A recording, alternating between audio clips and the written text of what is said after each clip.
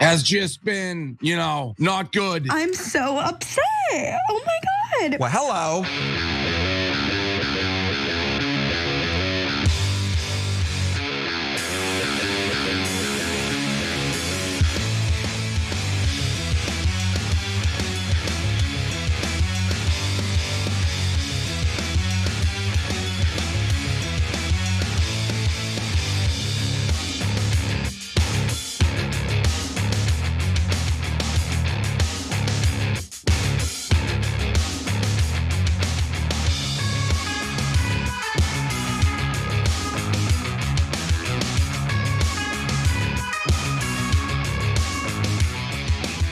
Welcome to TYT, folks. I'm your host, Anna Kasparian. Solo hour. Cenk Uygur will be joining me in the second hour before he gets to his revolution in the bonus segment. But we've got such a great show ahead for you guys today. Any day that we get to kind of dive into history in order to explain what's happening today, I get super excited.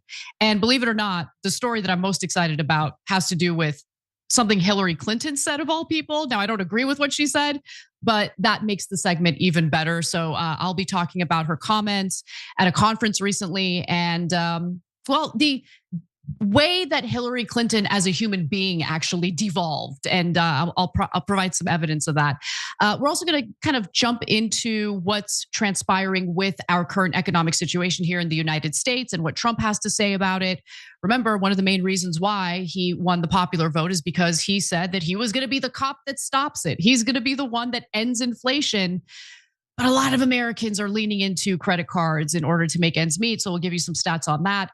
Also, Little Marco Rubio, our Secretary of State, has some thoughts on extremist ideology and how it seeks to take over our country.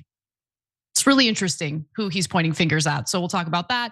Anyway, a lot to get to. I don't want to waste any time. So why don't we start off with this? The word affordability is a Democrat scam. Look at this in January. Donald Trump's not approving. Not too bad, not too great. It was at -1 point, right within the margin of error, breaking even. But look at this now. Negative 24 points, way down. We're talking about a drop of over 20 points in the wrong direction for the President of the United States. President Donald Trump is taking an absolute nosedive in the polls. And as much as he wants to believe that the word affordability is nothing but a Democrat hoax, the fact of the matter is Democrats and Republicans in this country alike are really struggling with the current economic situation here in the US, especially as the holidays are upon us. People are buying gifts. And later in this segment, I'm going to tell you just how devastating things are when it has to do with consumer debt and these buy now, pay later services. Now, let's get to some of these details because the Democrat scam known as affordability is a big reason why Trump is taking that nosedive in the polls. And ironically, just a few days ago, Trump actually called himself, this is hilarious, the affordability president. So today, affordability is a Democrat hoax. But just a few days ago, he called himself the affordability president. Okay. So he delusionally, if you ask me, wrote on Truth Social, because I have invoked favored nations status for the United States of America, drug prices are falling at levels never seen before, 500%, 600%, 700%, and more. So you heard it here, folks. When you go pick up your prescription drugs at the pharmacy, they're actually going to give you money. You don't have to pay anything. They're going to give you money. Obviously, that is not true. Now, there's a small area where I will give Trump a tiny bit of credit. Hold on for that. But here's some more details. So he also writes that this is a revolution in medicine, the biggest and most important event ever. He's our president, everybody.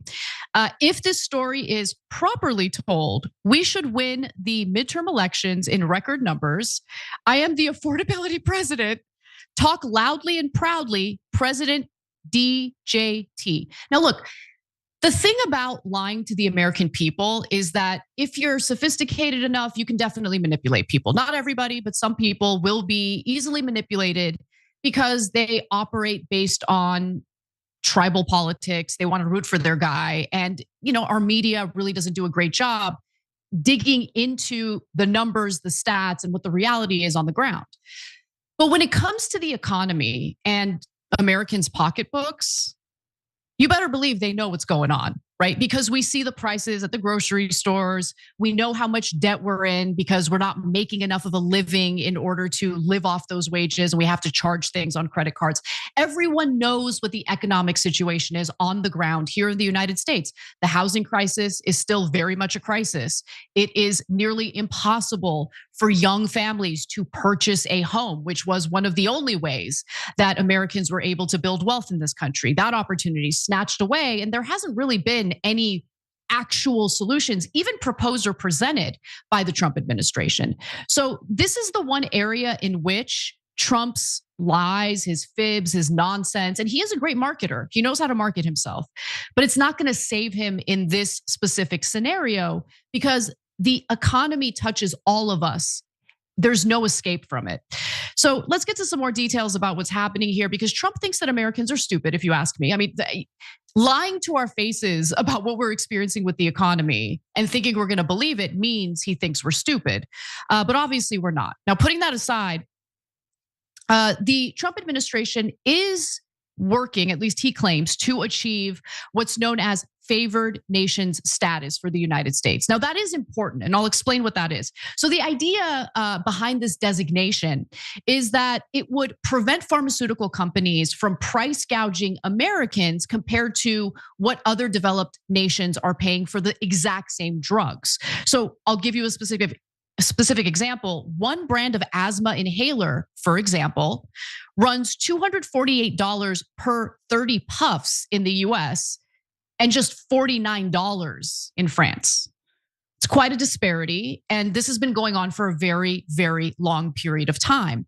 And so Trump has been negotiating with pharmaceutical companies to lower drug prices for Americans, which, let me be clear, is a good thing.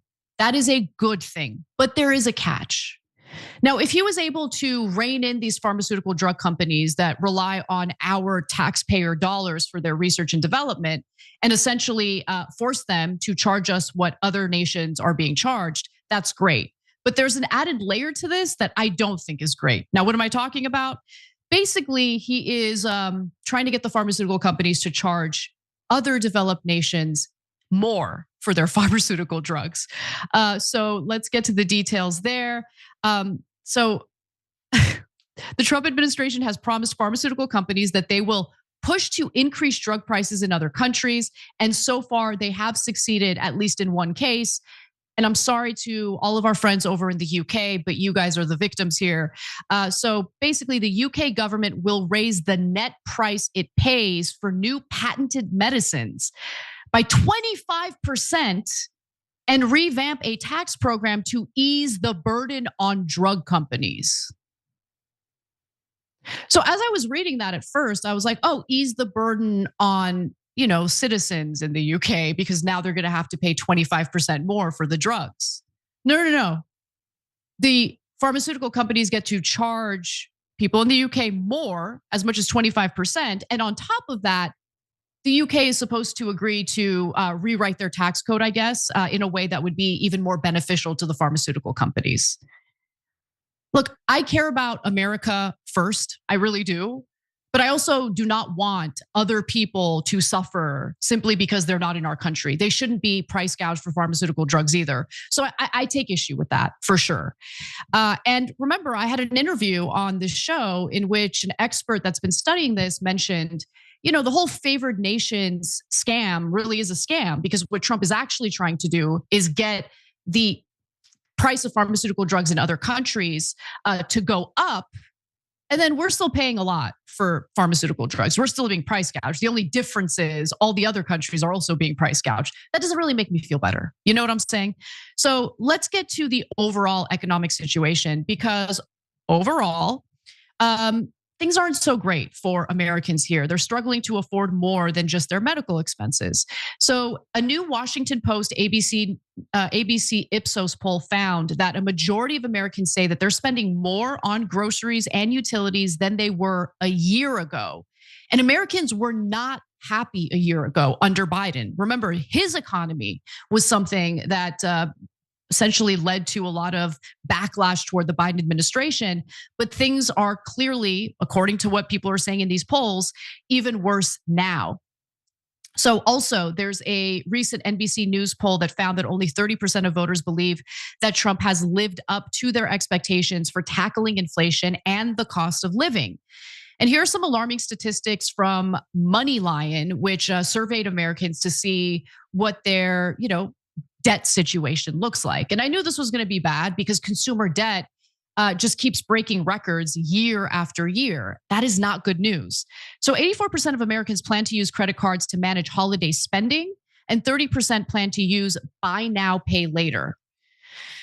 Buy now, pay later is a growing issue because it makes it so easy for people to just agree and go into debt for all sorts of consumer items. And I just, if you are ever tempted to do it, really ask yourself, do I need the item that I'm thinking about buying now and going into debt for? That's what it really is. It's just debt, right? Buy now, pay later. They're not doing you a favor. They're doing themselves a favor. They're making money off of you by using that service. Now, 25% of Americans are planning to take an extra job to help supplement their income for the holidays, including 44% of Gen Z and 34% of millennials.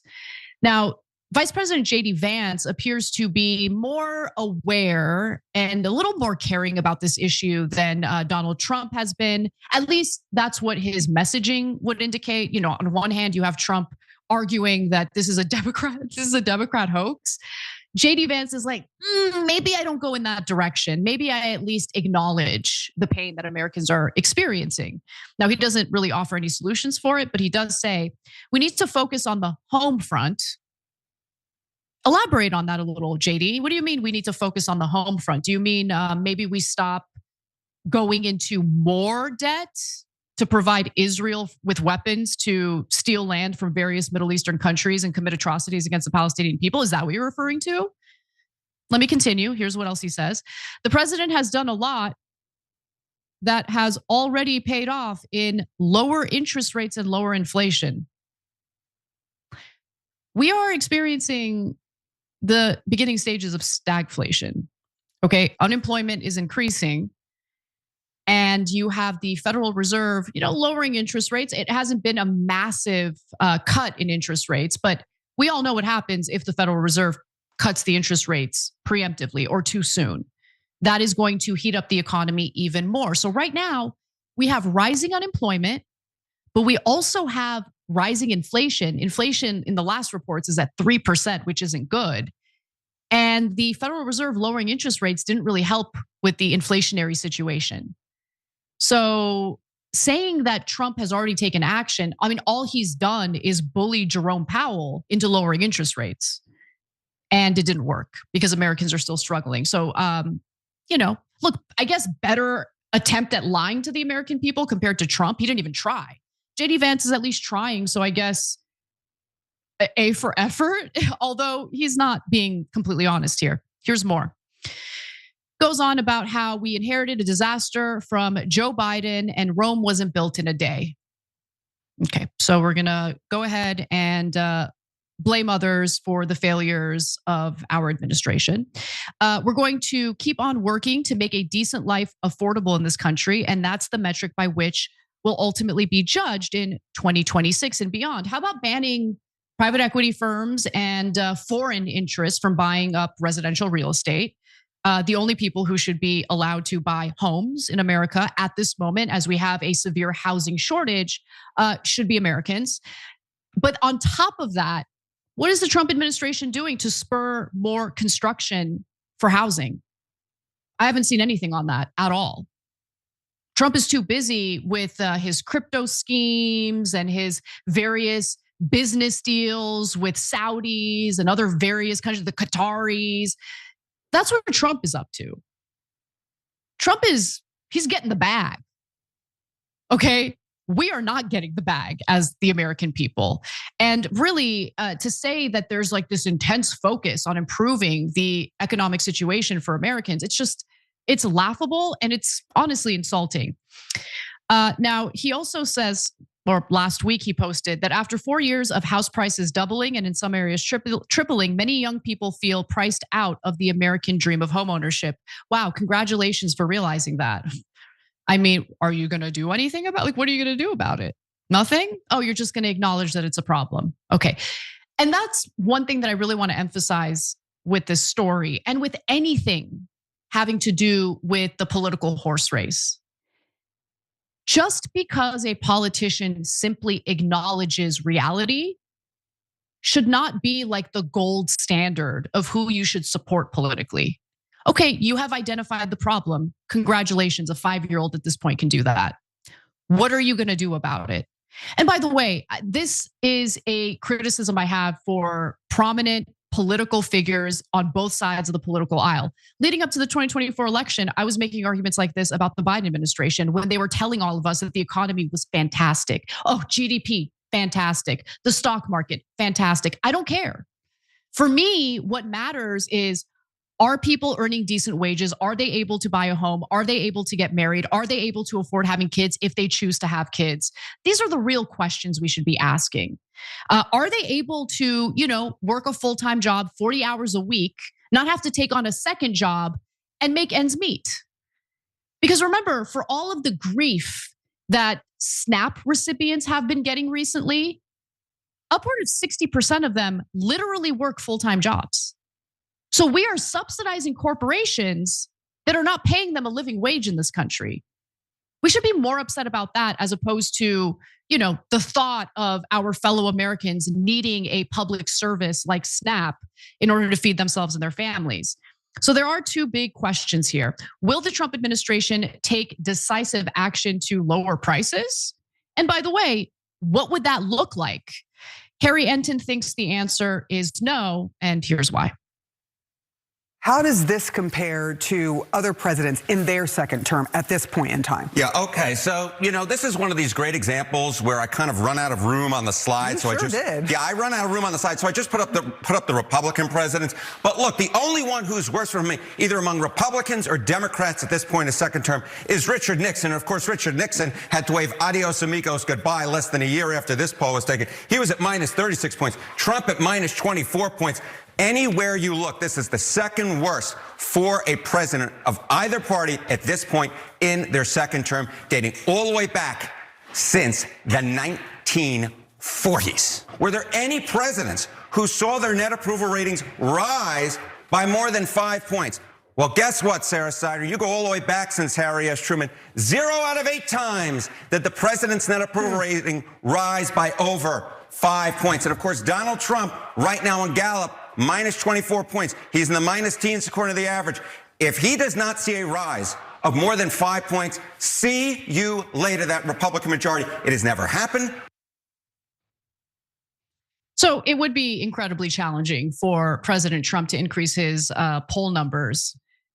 But if he even wanted to try, I think the first step he could take is maybe stop hobnobbing with former Al-Qaeda terrorists and butchers from Saudi Arabia over at the Oval. Maybe spend your free time, if you have any, on your various crypto schemes and business deals with foreign countries. Maybe spare a minute or two to actually think about what's happening here on the ground and how the United States is suffering under an inflationary period, an economic situation in which jobs are being totally destroyed by, AI technology and by corporations, kind of putting the cart before the horse and firing a bunch of people before AI is even developed enough to do the job that human beings can do. But nonetheless, he seems aloof. Okay, he seems like he doesn't really care that much. And then when anyone dares to bring up how this is hurting him in the polls, he lashes out like a child. And I'm just sick of being governed by 80-year-old children. Okay, I'm sick of being lied to, and I'm sick of watching the people of this country get left behind by the political elite who use their positions of power to enrich themselves, to build businesses for themselves, to engage in insider trading. I'm sick of it. And I don't care what their party affiliation is. Okay, we have been let down again and again and again, and I'm just sick of being lied to. So when they're lying to your face, recognize it and push back, because we deserve better than this. All right, we got to take a break. When we come back, we'll move on to some other news, including, well, just how embarrassing Hillary Clinton is. Maybe go back for a hike in the woods. We'll be right back. Hey, you got to be a little bit more paranoid than you are. Adios, amigos. Goodbye.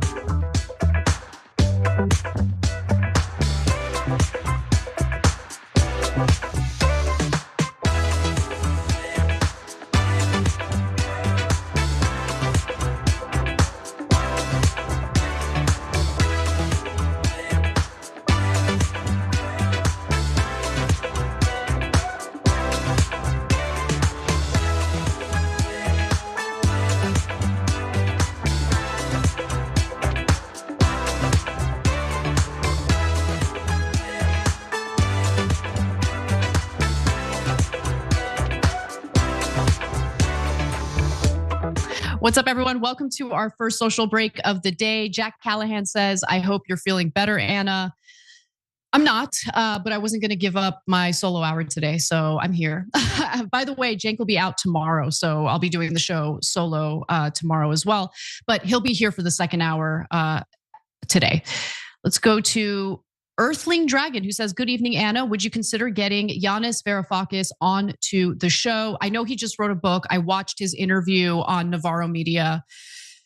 Oh my God, that was such a depressing interview. Yeah, I'm definitely open to interviewing him. He's fantastic, but his latest theory is probably the most depressing thing that I've heard in a long time. And it's basically about how, a lot of leftists, socialists ask themselves, like, what comes after capitalism?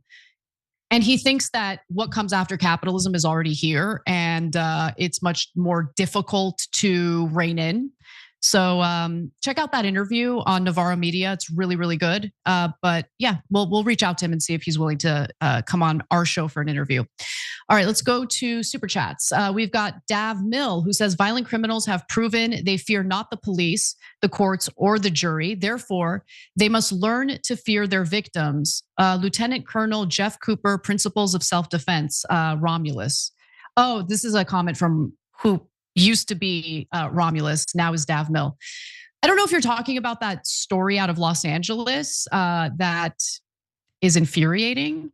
I thought about covering it. Maybe I will tomorrow. But the thing about states like California is they do have soft on crime policies. I'm just going to keep it real. But they also do away with means of defending yourself if you end up getting assaulted on the streets, and that's infuriating. Dav Mill also says that the US is rapidly approaching the point where Congress couldn't pass a balanced budget if they cut all spending.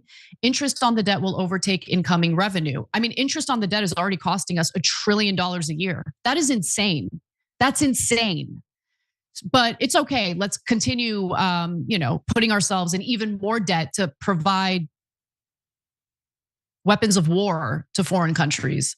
Ryder Dragon says UK residents pay a flat $9.90 for prescriptions. Yeah, so I'm really curious how it's going to work when they increase pharmaceutical drug prices by 25%. Obviously, that cost is going to somehow be transferred over to you. I could be wrong, and I really, really hope I am wrong. But going into other countries and negotiating for higher drug prices for the people living in those countries, I think is pretty sick, to be honest.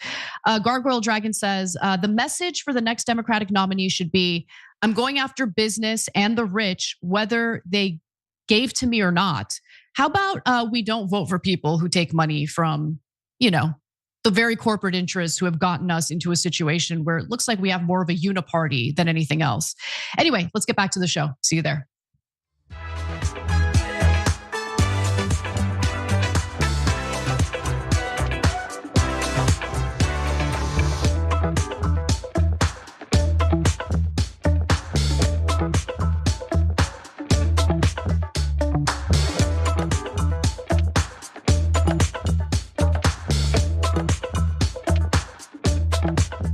the show, everyone. I'm your host, Anna Kasparian. And, well, someone is making news yet again when she should be hiking over in the woods and consoling herself over how much of a loser she really is. If you don't know who I'm talking about, take a look at this.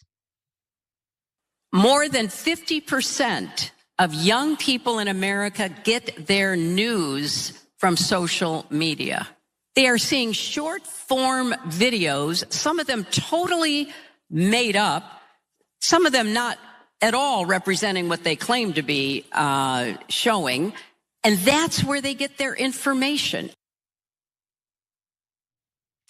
Well, the unpopular former presidential candidate who lost both bids for the White House and blamed everyone from the deplorables to Russia for it, thinks the youths are too stupid to realize how great Israel really is.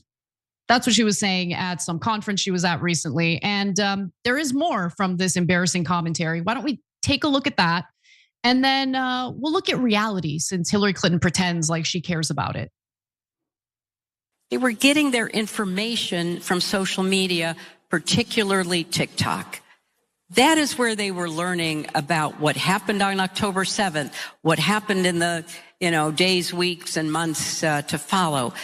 That's a serious problem. It's a serious problem for democracy, whether it's Israel or the United States, and it's a serious problem for our young people. When you would try to talk to them to engage in some kind of reasonable discussion, it was very difficult because they did not know history. They had very little context. And what they were being told on social media was not just one-sided, it was pure propaganda. And so when you think about how to tell Israel's story, and it's important, it's not just looking internally, it's looking externally, and particularly looking at young people, because, it's not just the usual suspects. It is a lot of young Jewish Americans who don't know the history and don't understand. Oh, those are bad Jews. They're bad Jews because they don't believe the nonsense propaganda coming from a genocidal state that they disagree with, and that would be the foreign nation state of Israel. Those individuals, by the way, that she just decided to excoriate because they're not the proper type of Jews, are heroes. They're amazing people, because for all the grief that we here at TYT might get for being as critical of Israel as we are, I know and I have seen how Jews in this country are treated by members of their own families if they dare speak out against what Netanyahu and the Israeli government has been up to, not just over the last 2 years, but for decades now. So she says, we got to put things into context. I'm going to go ahead and still whine about TikTok, even though I know that Larry Ellison, the single largest donor to the IDF, purchased TikTok and has been engaged in a purge of anyone on that platform that dare speak out against Israel. But I'm still going to whine about TikTok, and I'm going to continue to pretend as though, the real problem here is misinformation and propaganda. These kids just don't know what they're doing. And she's really salty about the fact that, shockingly, she's teaching a course at Columbia, which reinforces the notion that colleges have become a scam, honestly. But she's teaching a course over at Columbia. And some of the students are asking her difficult questions. And what do you do when you were a pathetic politician who started off with correct opinions on what's happening in the Middle East, and then you got shellacked by the Israel lobby, and then suddenly changed your mind, especially when you started running for office? So let's talk a little bit about history. Hillary Clinton purports to like it. I love history. So one of my favorite books, and I make no secret about it, is The Israel Lobby, which was written by John Mearsheimer and Stephen Walt. And in it, it really does talk about, it's just as relevant today as it was when it was written in the early aughts. It's really about just how influential these lobbying groups really are. And they do cover Hillary Clinton and how she devolved as a human being as a result of the Israel lobby. So this is an excerpt from the book. Let's go ahead and read it. Hillary Clinton, whose support for Palestinian statehood in 1998 and public embrace of Suha Arafat, wife of Yasser Arafat, in 1999, provoked strong criticism from groups in the Israel lobby. So her big offense, if you're wondering what she said that upset them so much, and remember, this is as the Oslo Accord negotiations are taking place. She said at the time that it would be in the long-term interests of peace in the Middle East for there to be a state of Palestine, a functioning modern state that is on the same footing as other states, which I think is probably the least controversial thing I've heard in a long time from her mouth. But she didn't say that today. She said that back in the 1990s. Then she gets the backlash from the Israel lobby. And then suddenly Clinton became an ardent defender of Israel once she began running for office herself. And she now gets strong backing, including financial support from pro-Israel organizations and individuals.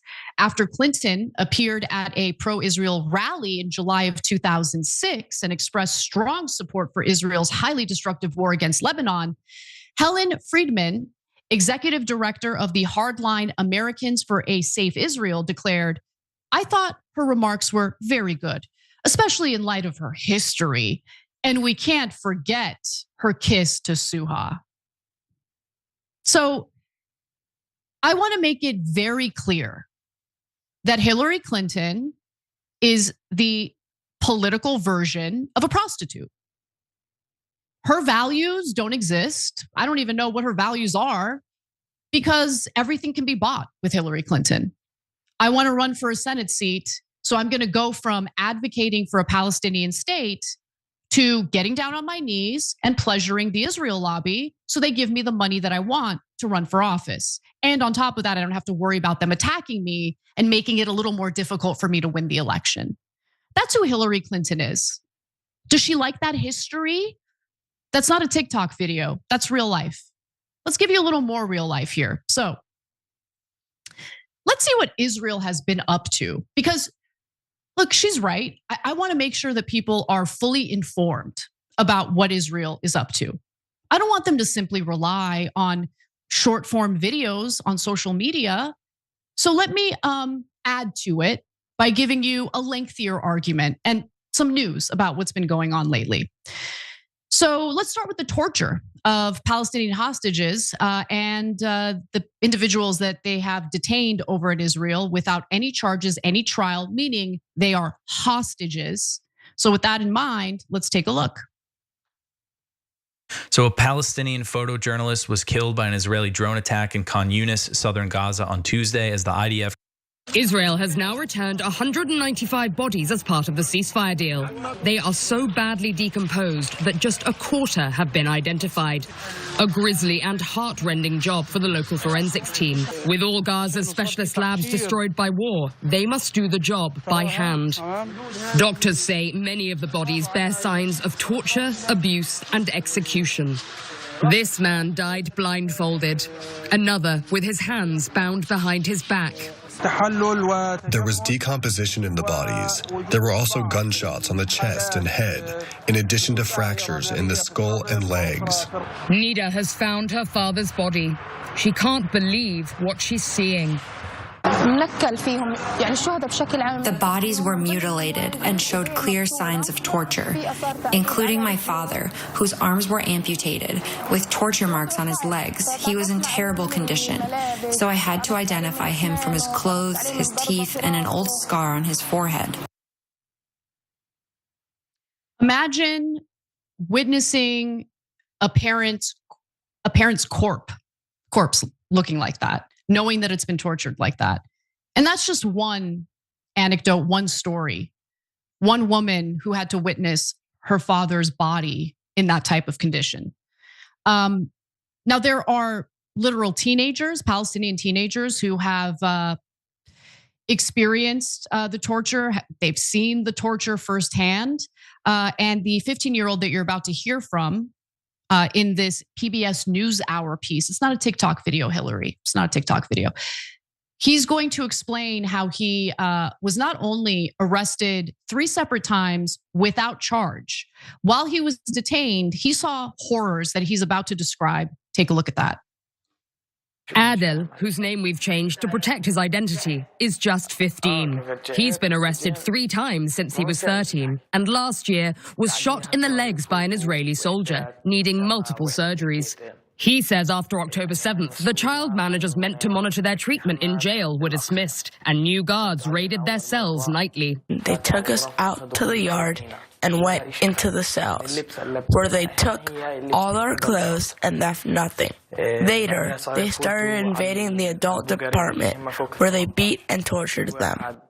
One prisoner was sick, and the other prisoners started calling for a doctor to help him. But the guards came inside and started hitting him to wake him up. Instead of getting a doctor, they beat him up. He died. Yeah. Modern day Nazis. Modern day Nazis. Oh, is that offensive? Let me keep going then.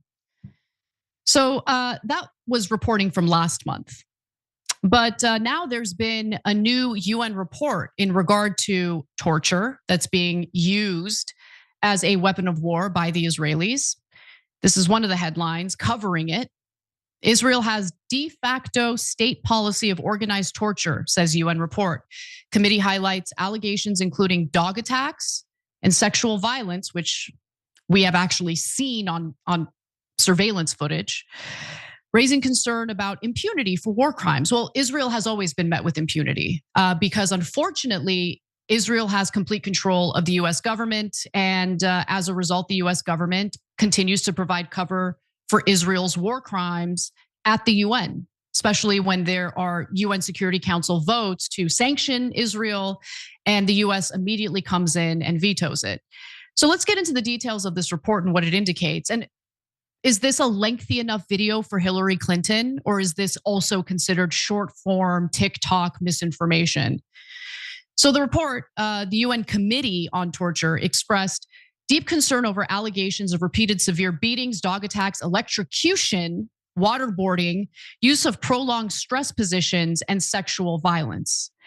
The report also said that Palestinian detainees were humiliated by being made to act like animals or being urinated on, were systematically denied medical care and subject to excessive use of restraints, in some cases resulting in amputation. Now, let me ask you guys something. I'm genuinely curious. Those accounts like stopantisemitism.com think that people like Miss Rachel are causing hatred in this country. Oh, the anti-Semitism is a result of people like Miss Rachel humanizing Palestinian children who have lost their limbs as a result of Israel's atrocities in Gaza. I would argue, though, that maybe Israel's actions are the problem here. Just curious what you all think, because you read more details about this report and what human rights activists in Israel have to say. And how do you deny it? And this is why every time I find myself on a debate with some pro-Israel person, these days it's usually a 2v1 situation, as it was today on Piers Morgan's show. I just love it. I love it. They always have like 2 or 3 pro-Israel people and then me. And I still crush them. You wanna know why? I'm not some amazing debater. I'm not a genius. There's nothing special about me at all. I just care about the truth. And when you have the truth on your side, your debate skills don't matter. And they just keep repeating and regurgitating the exact same ridiculous arguments. Their debate muscle has totally atrophied. They're fatigued. They don't know what to do. Because for the longest time, due to the fact that our media here would serve as gatekeepers, protecting the Israelis and their narrative, they've never really had to be confronted with actual arguments. Now that they are, they never have a response other than just denying it or blaming Hamas. Like it's really amazing stuff. So this part of the report was, You know that it was happening. You know that it's still happening, but it's still hard to read about it. So the UN report draws attention to the high proportion of children who are currently detained without charge or on remand, noting the age of criminal responsibility imposed by Israel is 12 years old, 12, and that children younger than 12 have also been detained. It's sick. This is so sick. And of course, people have died.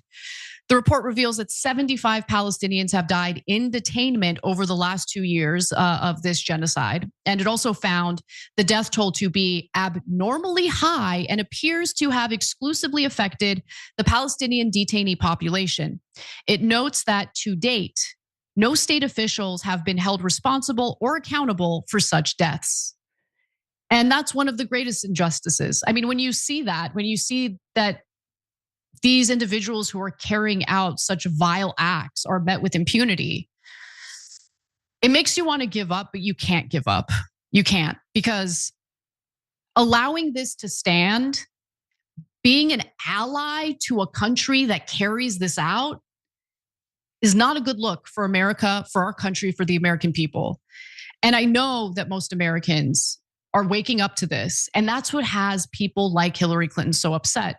So that's what gives me a little bit of hope, because as you read these devastating stories, and in my darkest moments when I feel like there is no hope, there's never going to be justice, let's move on, I just remember the fact that there are Americans across the political spectrum who are finally waking up to what's going on here.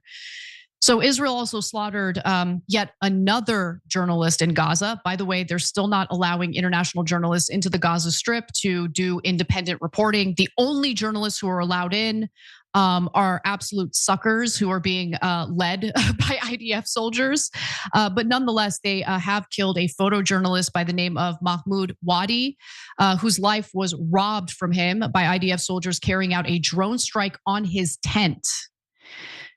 Dropsite News reports that Wadi was known for his drone footage on social media that showed everyone the extent of the destruction in the Gaza Strip. So clearly the Israelis were not happy about that. And he also showed just the massive tent encampments that have taken over Gaza as a result of nearly every residential building being destroyed. And I want you to hear from Dave DeCamp from antiwar.com, kind of presenting this story and giving you more details about it. Take a look. So a Palestinian photojournalist was killed by an Israeli drone attack in Khan Yunis, southern Gaza on Tuesday as the IDF continues to violate the US-backed ceasefire deal. Mahmoud Wadi was known for his drone photography, and he was killed while in an area outside of the Israeli-controlled side of the Yellow Line, medical sources told Turkey's Anadolu agency. And that's what family members said as well. His father must have been nearby. He described what it felt like when the strike hit his tent. And you see this picture here from his funeral. He has the press vest. So this is Wadi's father, Issam. He told Anadolu, quote, "I never expected to lose Mahmoud, who is not just my son, but a friend, as he grew up in a photography studio. Mahmoud was photographing in a safe area, but the Israelis respect no pledges or promises. Their entire life is treachery and deceit." Imagine witnessing your own son getting killed by a drone strike in his tent.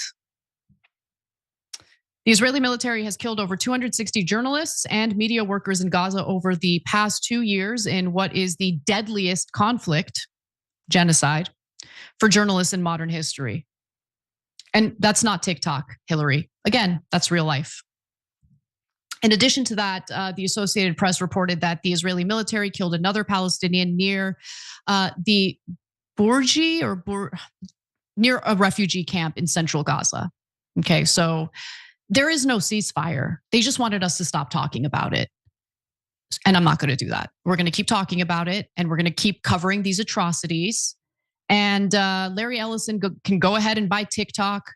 But the fact of the matter is, you can't really change people's minds by trying to silence them and trying to silence people they trust to do accurate reporting on what's happening right now.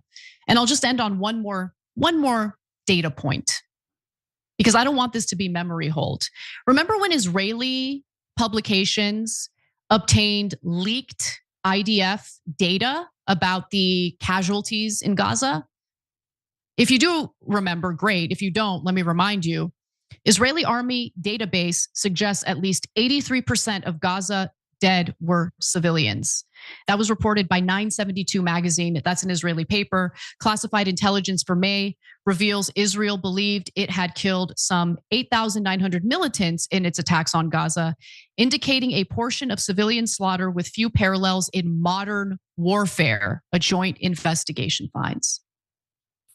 Hillary Clinton is a depraved, pathetic, sad individual.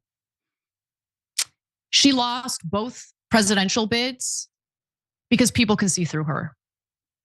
One of the most shameful things I've ever done is allow myself to cast a ballot for her in 2016 when I didn't really need to. You know, living in California, why would I vote for that person? I'm being nice here. I want to use other words, but I won't. I allowed myself to be so afraid of Trump that I cast a ballot for Hillary Clinton when I didn't need to. And I feel a lot of shame about that. Anyway, let's take a break. When we come back, we'll check in on little Marco. We've got a lot more news to get to. Come right back.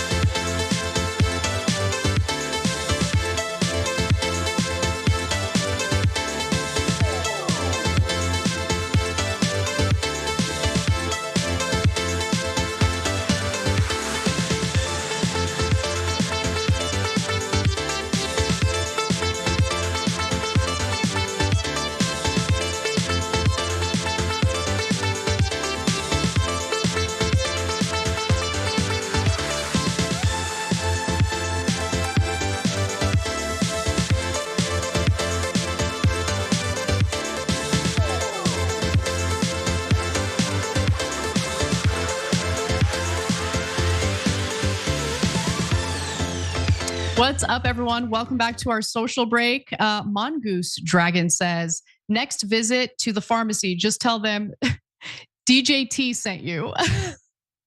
No, but seriously, like someone should film themselves picking up their prescription and saying like, aren't I supposed to get money back? Trump said that he lowered drug prices by 700%. What a joke. All right. TO1790 says, let's not insult prostitutes. I consider them sex workers, okay? Prostitute, I don't really use for sex workers. I use them for politicians. So I just want to be clear about that distinction. Because I know what you're saying, and I know that it sounds like I'm insulting sex workers. That is not what I'm trying to do. I'm insulting a disgusting politician who, by the way, one other thing about Hillary Clinton, she's the one who was messaging with Jake Sullivan as the United States during the Obama administration was supplying arms to freaking Al-Qaeda in Syria to oust Bashar al-Assad. She's a horrible person, okay? All right, so let's, but I hear what you're saying, and I just want to be clear. I am not at all trying to insult sex workers. Let's go to Madame Rochelle, who says, I think more than just banning private equity and foreign investors will be needed to raise housing stock availability, get rid of the loopholes for that too. You can have a maximum of 2 to 3 houses per person who must also be either an American citizen or permanent resident. Look, people are not going to like what I'm going to say here, but if you are in the middle of a severe housing shortage, I don't think people should be allowed to buy multiple homes. Okay. Now, I know I'm not going to win on that, but I hear what you're saying. And we do need to find ways and incentives to get more housing construction, carried out. Otherwise, we're going to find ourselves in this situation for a long time, forever. It's never going to get better. Wang Jun says Hillary Clinton denies the death of Palestinian children, and in about 3 weeks, she'll go on TV or social media to preach peace to all mankind as she celebrates the birth of the one Palestinian child she does like, or at least pretends to. I don't know what you're talking about. Which Palestinian child does she like? I don't trust anything that comes out of that woman's mouth, honestly. All right, let's go to our member section where Kevin Shea Shay It Ain't So says, anyone see the cabinet meetings? Besides being so pathetic with everyone fawning over Trump, what makes it even worse is they need to fawn over him while he naps. I did see that. It was pretty funny. It was pretty funny. Dystopian, but funny. All right, we have 14 seconds. Let me read one. In Liberty and Guns We Trust. Anna, congratulations on Anti-Semite of the Year. Israelis grasping at straws these days. They've permanently ruined their image. Just watched a Piers Morgan with Valentina Gomez and I threw up in my mouth. She's pathetic.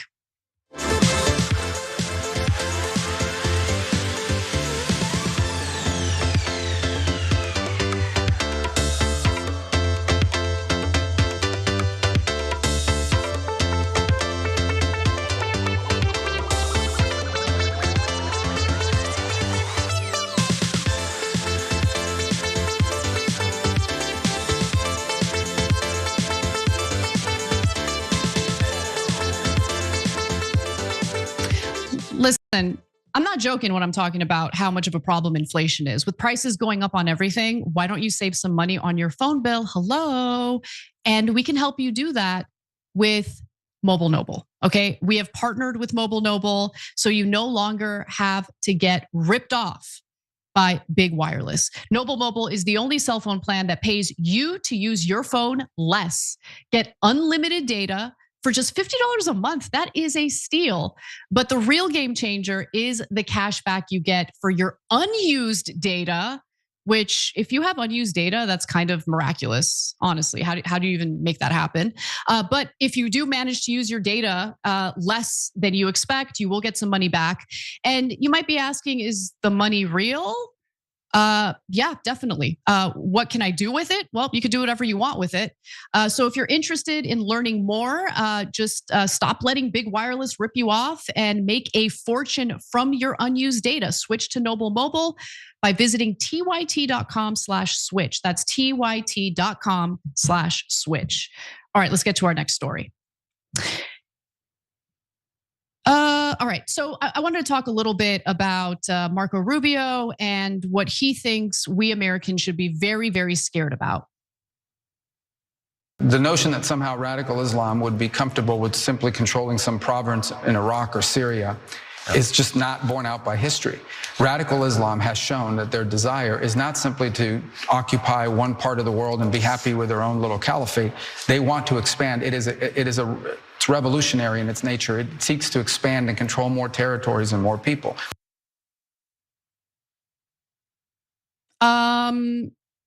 Marco Rubio, Secretary of State, is making that argument about radical Islam as we are all witnessing Israel annex land from Syria, from Gaza, from the West Bank, Lebanon. What is he even talking about?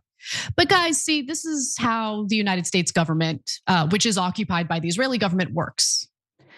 They need the squirrel to distract you from the actual bad actor here. And of course, the punching bag that we, the United States, have historically funded and propped up is radical Islamists. Now, what do I mean when I say we prop up and fund? Oh, I'm gonna take you for a little ride. Let's take you for a little ride. Because there were extremists in the White House not too long ago. Who am I talking about? This guy. His name used to be Mohammed al-Jalani, and there used to be a $10 million bounty on his head by the United States because he was an al-Qaeda terrorist who was trying to kill our soldiers in Iraq. But if I remember correctly, we were not only arming him and his group in Syria in an effort to oust Bashar al-Assad, we're now totally helping him launder his reputation as if he wasn't one of the extremists who was trying to kill Americans in Iraq. It's incredible. Now, al-Shara is the new leader of Syria, and Trump sure does love his extremists. Take a look. How did you find the Syrian president? Right. I think very good. Young, attractive guy, tough guy. You know, strong pass, very strong pass fighter. Is that working? But he's got a real shot at pulling it together. Strong, attractive guy. man, like Trump is such a gooner. Like even when he sees a hot guy in his mind, I don't think I'll shower. No, not for me. It's for other people. For Trump, apparently. Can't help himself from commenting on his good looks. I know that we're supposed to just buy that he's a moderate now. I mean, he was all about killing American soldiers not too long ago. And his group of terrorists in Syria are still killing various ethnic groups and people like the Alawites, Druze, Christians. But let's just pretend like we're all good now because he's willing to bow his head. He's not friends with Iran. That's the most important thing, right? That he's not an ally of Iran like Bashar al-Assad was. So yeah, sure. I mean, yeah, maybe he did try to kill American soldiers and he was a terrorist with Al-Qaeda. But he's nicer to Israel, so that's okay. As Jake Sullivan said, as Al-Qaeda was being armed by the United States in Syria, Al-Qaeda is not our enemy. They're our allies in Syria. It's disgusting. Now, even little Marco couldn't pass up a photo opportunity with the reformed terrorist. That's the video you're watching right now. Wow. Isn't Marco Rubio standing next to a guy that I should be super scared of? I mean, I thought radical Islamic extremists are what we should all worry about. Why were they in the White House? And by the way, that's not it. So I want to be very, very clear about something. We do have a history of arming all sorts of terrorist groups when it's convenient for us or when it's convenient for our ally Israel. And then when they're no longer convenient, we fearmonger about them to the United States, to the American people. And it's a great distraction from what Israel's up to in the Middle East. Because if you want to talk about empire building, if you want to talk about stealing land, right now, at this moment, Israel is doing it and they're doing it with our money and our weapons. But they don't want us to talk about that.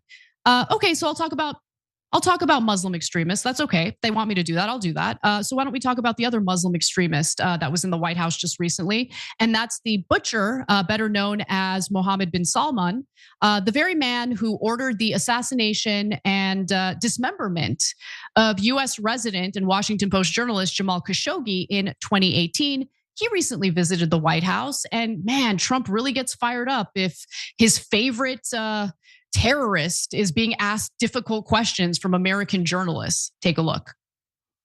Your Royal Highness, the U.S. intelligence concluded that you orchestrated the brutal murder of a journalist. 9/11 families are furious that you are here in the Oval Office. Why should Americans trust you? You're mentioning somebody that was extremely controversial. A lot of people didn't like that gentleman that you're talking about. Whether you like him or didn't like him, things happen, but he knew nothing about it, and we can leave it at that. You don't have to embarrass our guest by asking a question like that. Yeah, don't be mean to the terrorists that we like here in the United States because his country has agreed to provide a lot of money to my son-in-law's hedge fund. And I've got my own dealings in Saudi Arabia as well. So the butcher's okay with us. The butcher's okay. Yeah. The US and Israel like to prop up actual extremists and terrorists. So we all have this boogeyman to obsess about while, the real culprit in empire expansion is Israel. I just want to be very, very clear about that because I'm sick of the lies and I'm sick of the gaslighting. The militant group in Gaza known as Popular Forces, led by Abu Shabab, has been funded by Israel, is currently being funded and armed by Israel. And Netanyahu got caught doing it, so he had no choice but to concede, to confess that that's what's been going on. This is the group that's been looting Gaza's humanitarian aid. And then, of course, Israel will blame Hamas for doing it, even though reporting in the New York Times clarified that it's not Hamas. And of course, Israel blamed Hamas for why they're carrying out a genocide, even though they're the ones who propped up the very group that they're now fear-mongering about. And if you don't know what I mean, let me take you to a video dating all the way back to 2009 featuring former Congressman Ron Paul. If you look at the history, you'll find out that Hamas was encouraged and really started by Israel because they wanted Hamas to counteract Yasser Arafat. And you say, well, yeah, that was better then and it served its purpose, but we didn't want Hamas to do this. So then we as Americans say, well, we have such a good system, we're going to impose this on the world. We're going to invade Iraq and teach people how to be Democrats. We want free elections. So we encourage the Palestinians to have a free election. They do, and they elect Hamas. So we first, indirectly and directly through Israel, help establish Hamas. Then we have an election. Then Hamas becomes dominant, so we have to kill them. You know, it just doesn't make sense. During the 80s, you know, we were allied with Osama bin Laden, and we were contending with the Soviets. It was at that time our CIA thought it was good if we radicalized the Muslim world. I know that there are variations in, you know, libertarian thought, and when it comes to their economic positions, I think that's where I have the deepest disagreements with them. But man, they tend to hit the mark perfectly when it comes to foreign policy. And Ron Paul was absolutely correct there. Now, I want to cue up the cold open because I want you to hear from Marco Rubio one more time before we get to our very last video, because I want you to remember what he has accused Muslims of doing. Take a look. The notion that somehow radical Islam would be comfortable with simply controlling some province in Iraq or Syria is just not borne out by history. Radical Islam has shown that their desire is not simply to occupy one part of the world and be happy with their own little caliphate. They want to expand. It's revolutionary in its nature. It seeks to expand and control more territories and more people. That's what Marco Rubio wants you to be very scared about. But what's actually happening right now in the Middle East? Why don't we take a little trip to the West Bank? Here in the Israeli-occupied West Bank, a Palestinian family is being forced out of their home.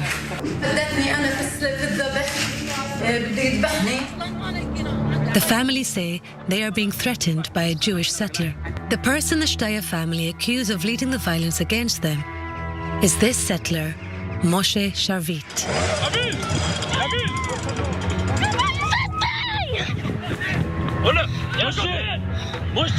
He has become known in the area for his aggressive actions against Palestinians, frequently captured in mobile phone footage filmed by Israeli peace activists. Since the war in Gaza began, locals say Moshe is responsible for forcing families, including the Shtayas, to leave the Hamra area. Gee, I wonder which group is trying to steal land because they're not satisfied with the area that they're already occupying. The Trump administration has betrayed this country in more ways than one. Jonathan Pollard, who was convicted for spying on the United States on behalf of Israel, he worked for the CIA. He served 30 years in prison. I believe he should have, upon conviction, been given the death penalty. I've obviously changed my opinion on the death penalty because I think if you're a traitor to this country, that should be the punishment, obviously with a conviction. But you want to know what Jonathan Pollard just a few months ago was bragging about in an interview in Israel? He was bragging about the fact that when Henry Kissinger, of all people, was trying to rein in Israel's barbarism and threatened US foreign aid unless Israel, you know, maybe calm down a little bit, maybe kill fewer people. He was threatened with nukes. And you want to know what Jonathan Pollard said? Maybe we need to use that threat more often against the United States, guys, against the United States. Jonathan Pollard was released when he should have served his entire life in prison, but he was released after 30 years. And he had very strict parole conditions that did not allow him to leave this country. The Trump administration eased those parole restrictions. Pollard got onto Sheldon Adelson's jet, traveled to Israel, and was warmly embraced by Benjamin Netanyahu. These people are traitors to the country, and they have the freaking audacity to point fingers at others. Don't buy it. We got to take a break. We'll be right back. Al-Qaeda. What contributions to the progressive cause are you most proud of? I mean, I don't have super high aspirations for a singular role that I can play in the movement or anything. I try to present myself as what I think that I am, which is a progressive man who is driven by I think, well-interrogated and well-organized system of values that I try to stay consistent on, and I demonstrate that that's the sort of life that a person can lead and be successful and be happy and all of that. And that should not need to be done, but there are so many people on the right that are trying to push men in the opposite direction that I want to be able to do that. Along the way, if I can get people to care about some topics that they wouldn't necessarily care about, or that for some men they might think that's not a topic that they should be focused on, that's definitely something that I relish doing. And along the way, I mean, we've been able to introduce people to a lot of candidates. That's been a big part of what we've done. Not all of them necessarily got in office. Probably most of them did not. And a lot of them you might not even remember their names. But it was great to be able to provide people the platform where they had the chance of making a difference. Obviously AOC and all that, but there's been a lot of great people along the way.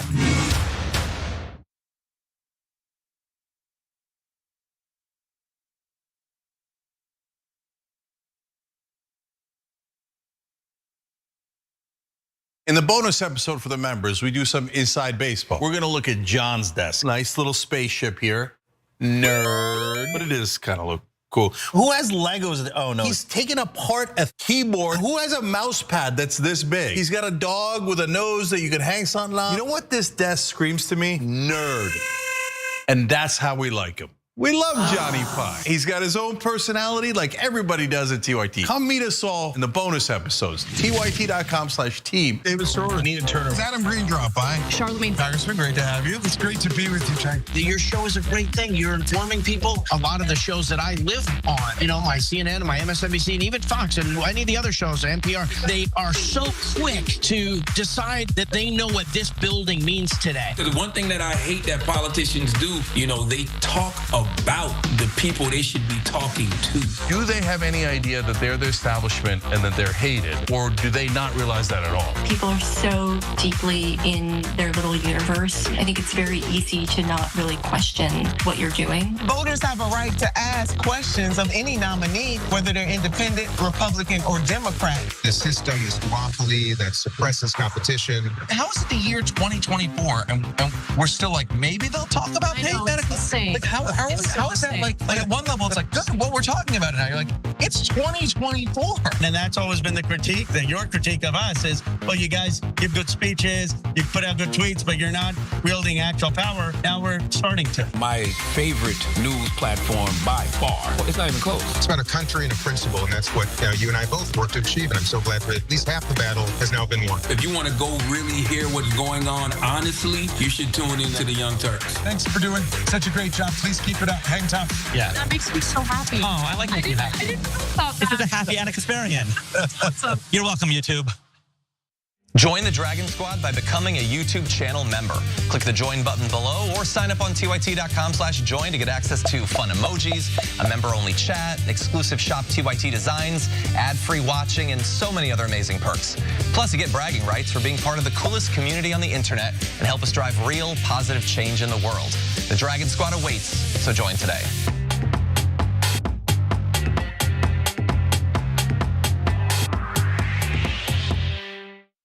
If you're the president of the United States, you can declassify just by thinking about it.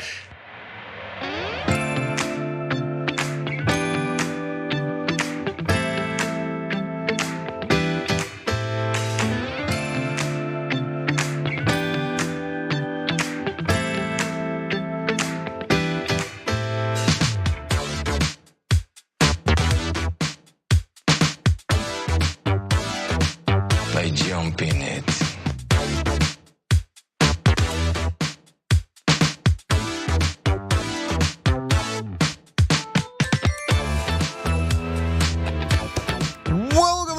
SMEARS, Cenk Ugaritic is pairing with you guys, at least the second hour here. Also CDN, Norse Dog Dad as usual. Thank you for gifting a membership. We appreciate all you guys.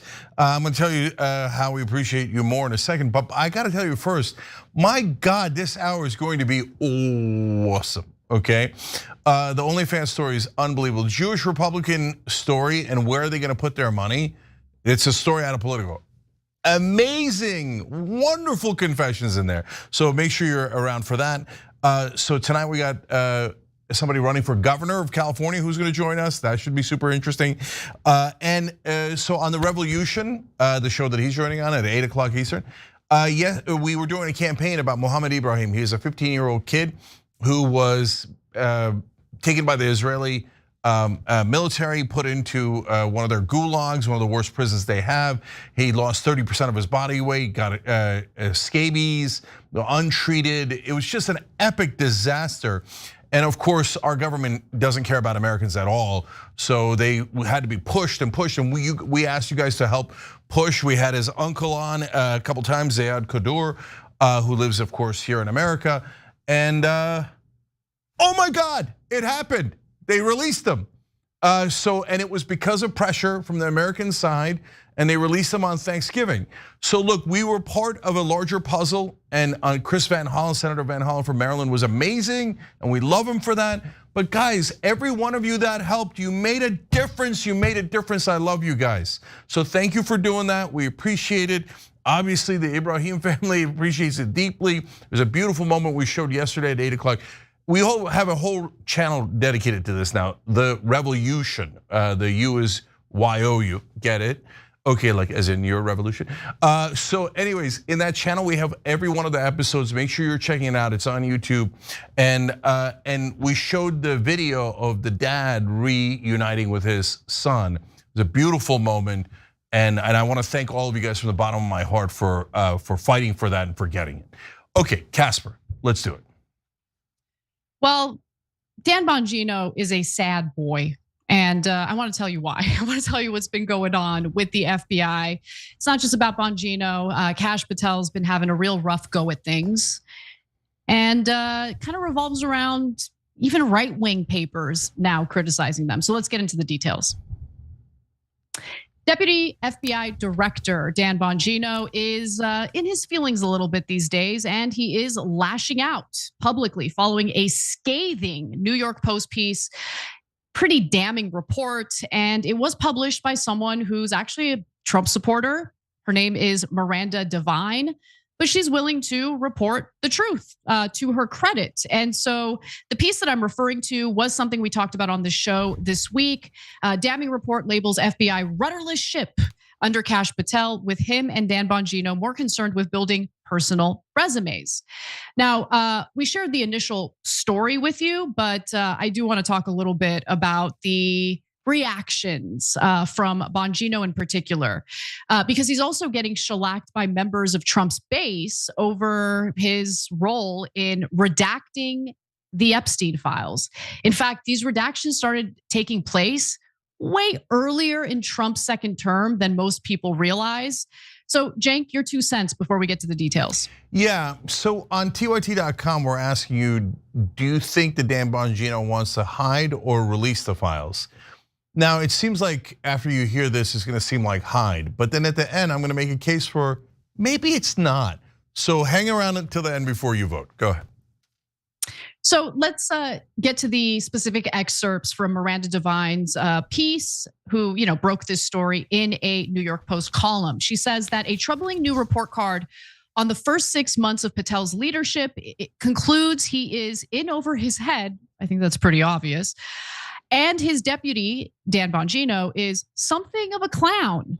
Both he and Bongino were criticized for arrogance and an unfortunate obsession with social media.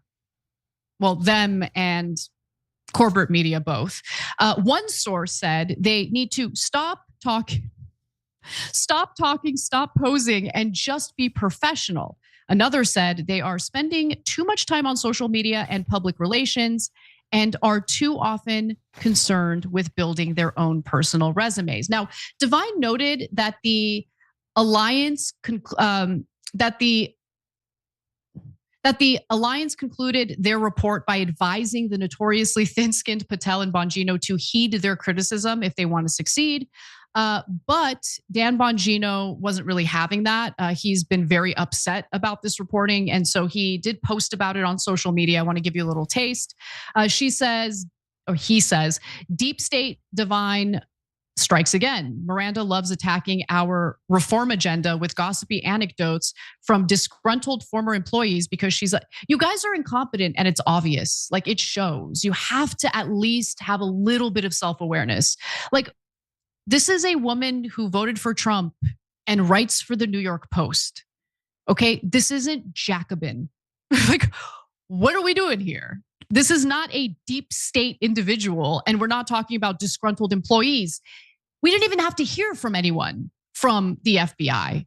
We can just see with our own two eyes and hear with our ears. And so let me give you the rest of his statement. Let me be fair to him. He also says that because she's upset that her reporting keeps falling apart under scrutiny. I mean, it hasn't happened yet. You can always count on Miranda for a timed hit piece when the director and I make big changes. Miranda prefers the old guard. I don't. Full steam ahead. Bro, we haven't heard from you in months. Like, I love that he's kind of presenting himself as someone who's like a mover and shaker in the FBI. Now, she did confirm that the sources she used in her piece were legit and not part of some deep state cabal. She said as much on Laura Ingram's show. We don't need to go to the video, but she did say that. Also, it's rich to call her report gossip when this is how this is how he acted on Fox and Friends just 2 months ago after being sworn in. This is like one of my favorite videos. Take a look.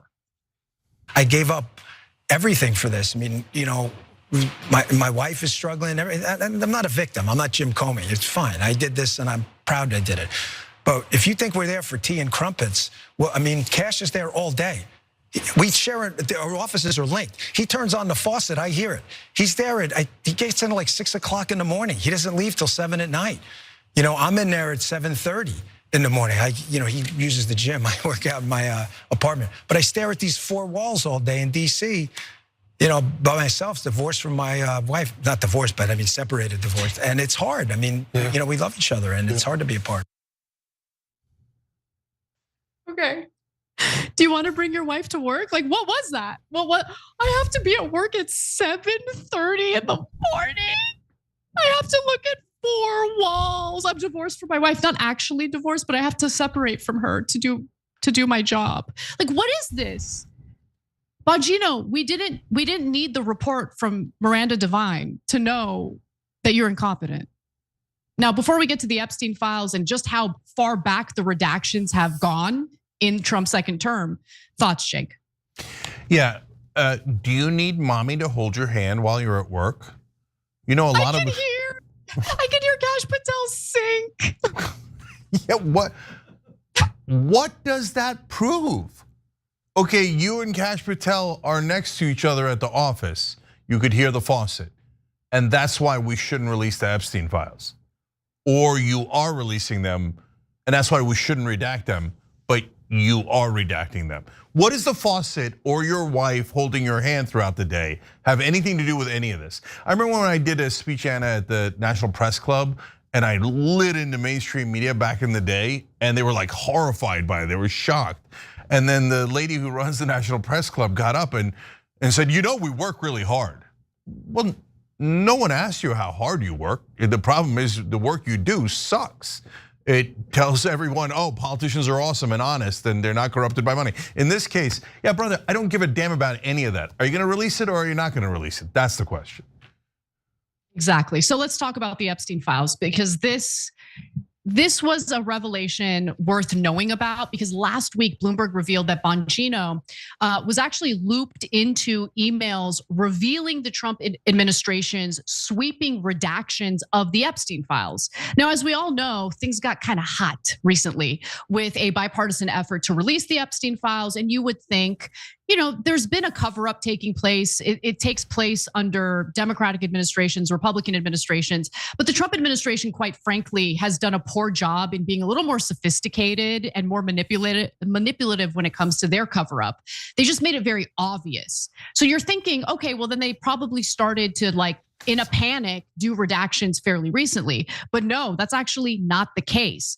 According to Bloomberg's Jason Leopold, as I reported in March, after a botched rollout of what Attorney General Pam Bondi described as phase 1 of the release of the Epstein files, FBI Director Kash Patel ordered around 1,000 FBI special agents to team up with the Bureau's Freedom of Information Act personnel at the FBI facility in Winchester, Virginia, to prepare the Epstein files for public release. And by prepare, I mean heavily redact the files. So the army of agents from New York and Washington field offices, along with these FOIA officers, were instructed on how to review and apply the redactions to these documents. In emails Leopold received, they basically gave him more insight into what those instructions were and just how extensive these redactions happen to be. And so the effort was referred to as the Epstein Transparency Project, when we all know it's actually the opposite. They're not trying to be transparent. They're redacting like crazy. In some instances, they referred to it as the Special Redaction Project. Now, the records Leopold got hold of also reveal the number of hours the FBI devoted to this project in hiding information from the American people, which required some agents to even work nights and weekends. So maybe that's what Bongino's complaining about. Like, he's in the office all day, all night doing redactions of the very documents he pretended to care about releasing when he wasn't in the position of power he's in at the moment. You know, when he was a Fox News host, when he was podcasting. Oh, the Epstein files, the deep state is part of a cover-up. Well, now you're part of the cover-up. So the FBI paid personnel from various divisions, including counterintelligence and international operations, $851,344 in overtime for working on the Epstein files between March 17th and March 22nd. And that's according to the documents that Leopold got hold of. FBI personnel clocked in a total of 4,737 hours of overtime between January and July. Now, Leopold states that during this period, more than 70% occurred during the month of March while personnel reviewed the Epstein files. And then on March 18th, Bongino was forwarded an email related to guidance on the type of redactions to apply. So this is real juicy stuff. What are they being told to, redact? And so this was, by the way, Bongino's second day on the job. Day 2, they're pulling him in for guidance on how to redact the Epstein files. Okay, so you can take a look at the email that Leopold was able to get hold of. I wanted to share the below as we seek guidance from the GC on the types of redactions to apply to these documents so we can process the right way out of the gate. But we got to make sure that we protect our people. We got to make sure that we protect our perverts, and pedophiles. That's what this is about. GC, by the way, just means General Counsel. So it was the FBI's Office of the General Counsel. Now, it's also important to note that the original email was sent on March 17th and forwarded on March 18th, but questions still remain on what was redacted. So this was also email 21. It's unclear what other emails were forwarded to Bongino and what was said in those emails. Leopold stated that the FBI withheld 160 pages from him. So we don't have, a full picture of Bongino's entire role in this redaction process. And Bongino didn't respond to any of those questions. He did focus on when the email was sent, though, saying that I entered on duty on March 17th. The emails in the chain you see forwarded to me at my request were sent before I began in my position. I wanted to review what have been done before I entered on duty. It was a priority, and you can see they responded immediately. I'm glad that these emails are available for your review. You look like a hostage when you purported that there were no Epstein files available for release in that pathetic interview that you did with Kash Patel. You both look like hostages. So I don't think people are buying this. And look, the issue isn't with the timing of the emails. The issue is just how extensive and how far back these redactions go within Trump's administration, within his second term. So Cenk, any final thoughts on this? Yeah. So first of all, apparently they spent all those thousands of hours and overtime, our money, millions of dollars, to get the documents redacted and ready to go in March. So what are we waiting on? Do we need to do a double redaction? What are we redacting now? So, okay, let's just note that for the record. Number two, Bongino, I don't care about your excuses at all, I'm not interested in them. So there's only one thing I'm interested in. So you were for releasing the files, then you were against releasing the files. You were for redacting, not redacting them, now you're for redacting them. And before you said Epstein was killed in prison, now you say it was a suicide. Which one is it, brother? Which one is it? Were you lying then or are you lying now? Also, I'll add in, deep state, deep state. So where's the deep state? Where is it? I mean, you're inside the belly of the beast now. You can hear Kash Patel's faucet. That's how deep in you are, right? So where's the effing deep state? So were you lying then about a deep state, or are you lying now to cover up a deep state? I didn't say deep state, you said it, right? So I did say release the files, and so did you, and now all of a sudden, less so, right? So then back to the last thing is the question that we asked in the poll on our website, tyt.com. Is he going to, is he actually trying to release the files or hide the files? Look, Anna, I don't know that Bongino is the guy who wants to hide them the most. I think what's happening is he got in there, he didn't realize what he was gonna find. What he was gonna find is that Epstein was working with an intelligence agency, and now he's not allowed to say it under penalty of law. So that's why he's a hot, sweaty mess, and he doesn't know what to do. And he's like, I want to hold my wife's hand. I don't know what to do. So, okay, so I don't know. I don't know what his intent is. And what's going to happen when he leaves office, whether it's sometime during the term or afterwards, is that he's going to go back to being probably a talk show host. And when he does, his audience is going to roar and say, all right, brother, which one is it? And what happened inside there, right? And if he doesn't tell him anything, then he's useless and his career will be over. So I don't know, is he gonna wanna rescue his career after he leaves office? Maybe, maybe not. Can he rescue it while being a stooge for the establishment? I don't know. Yeah, I mean, look, I don't think that he alone unilaterally was gonna be able to do a damn thing. I think anyone who's smart enough and knows how these things go could have predicted that he was gonna run into a brick wall when it came to the transparency of the Epstein files. But I can't help but think about all the various things he said about the Epstein cover-up when he wasn't in a position of power. And he was incredibly vicious to, Biden's administration, to any administration that refused to release the files, as soon as he started finally talking about it publicly on his show. So what would I do in that situation? I would resign. But he doesn't want to resign, right? He likes the position of power, so he's gonna go along with it. By the way, I have to correct myself because I misspoke. I had mentioned that email was sent on the 17th. It was actually sent on March 11th and then forwarded to Bongino on March 18th. Just wanted to clarify that. Go ahead, Cenk. Yeah, so I think that that Bongino is not the guy who's holding things up. But you said, you'd resign. You could do one better.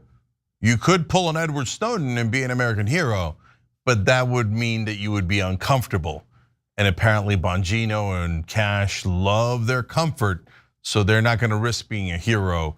Instead, they're probably gonna go along with the cover-up, and that's certainly what it looks like right now. Yeah, I think you're right about that. All right, we gotta take a break, but when we come back, we'll talk about how the pro-Israel mega donors have their sights set on Vice President JD Vance, one of Cenk's favorite stories. You don't want to miss the details on that. We'll be right back.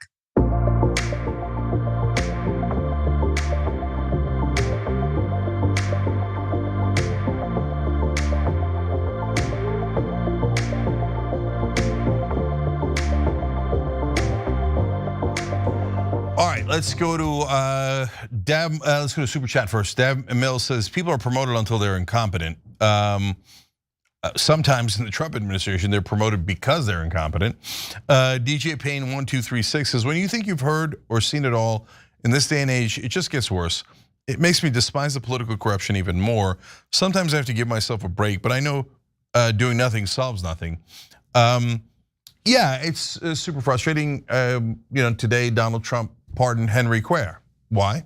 Because he loves corruption. And Hakeem Jeffries was like, yes, I love corruption too, brother. So I don't know if they got together and hugged and yes, corruption, let's take more bribes, right? Uniparty's thrilled about it. So this is draining the swamp? No. So yeah, I know, it gets hard, right? And wrong forever on the throne, but truth forever on the scaffold, and that scaffold sways the future. So hang in there, guys. We've done a lot of miraculous things. Look, again, a small part of it, but we tried, and all of us collectively together made a difference. We got an American kid out of an Israeli gulag. The Israelis usually don't never listen to America, ever, right? They've murdered now about 9 Americans in the last 5 years. And whenever America asks for accountability, they're like, no, F off. You're irrelevant to us. But we worked together to at least rescue one American kid from the clutches of the Israelis.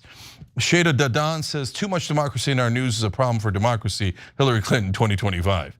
100%. Look, guys, I didn't get to be part of that story, but Hillary Clinton was amazing. They're all the same. They're all zombies. They're they're brainwashed. Oh yeah, they don't know real history. Real history is that the Muslims are dirty and savages and should all be murdered by our beloved Israel, which is a moral actor that happened to murder 70,000 of them and take half of Gaza. But you young Jewish kids being moral and learning all the right lessons from Judaism, how dare you? You should be pro-genocide. No, the kids didn't miss anything. It's the depraved, sick, older political generation that's like, oh, if you don't take bribes from Israel, you're depraved. No, you're depraved for taking bribes from Israel and serving them loyally all these years. The Clintons, oh my God. Oh, the Clintons adore Israel. Why? An enormous number of their donors were pro-Israel donors. Haim Saban, no one ever talks about him. Massive, massive Democratic donor. Only one ask that I've ever read about in the press, Israel, bow to Israel. And the Clintons are like, oh, we'd love new propaganda for Israel. Oh, why won't the young listen to our brainwashing anymore? We lost control of media. Now the kids find out the truth. I'm so sorry, Israel, we'll do better. So apparently that was my views on that story. Titan of Olympus 03 in YouTube member section says, seeing these people allowed to do this with the blessing of our goodwill and tax dollars makes me so sick. Our country faces collapse while we support evil garbage like that. Disgusting. Well, that's obviously true, but the most disgusting people on earth are corrupt politicians and media that serve the goal of genocide enthusiastically. Zach Wendelberger 2965 says, the American dream as it was laid out for the previous generation is not achievable in any way. Fix it. Zach, you're absolutely right. It's all of our jobs to collectively fix it because it is broken, and we certainly recognize that.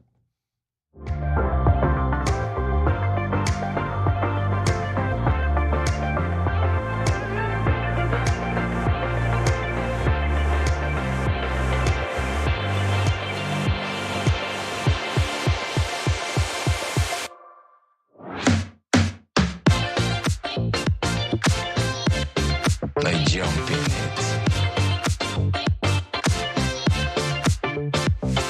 All right, back on TYT, Cenk, Anna, Alpha Ibrahim Aso 9920. Thank you for hitting that big, beautiful join button below the video on YouTube.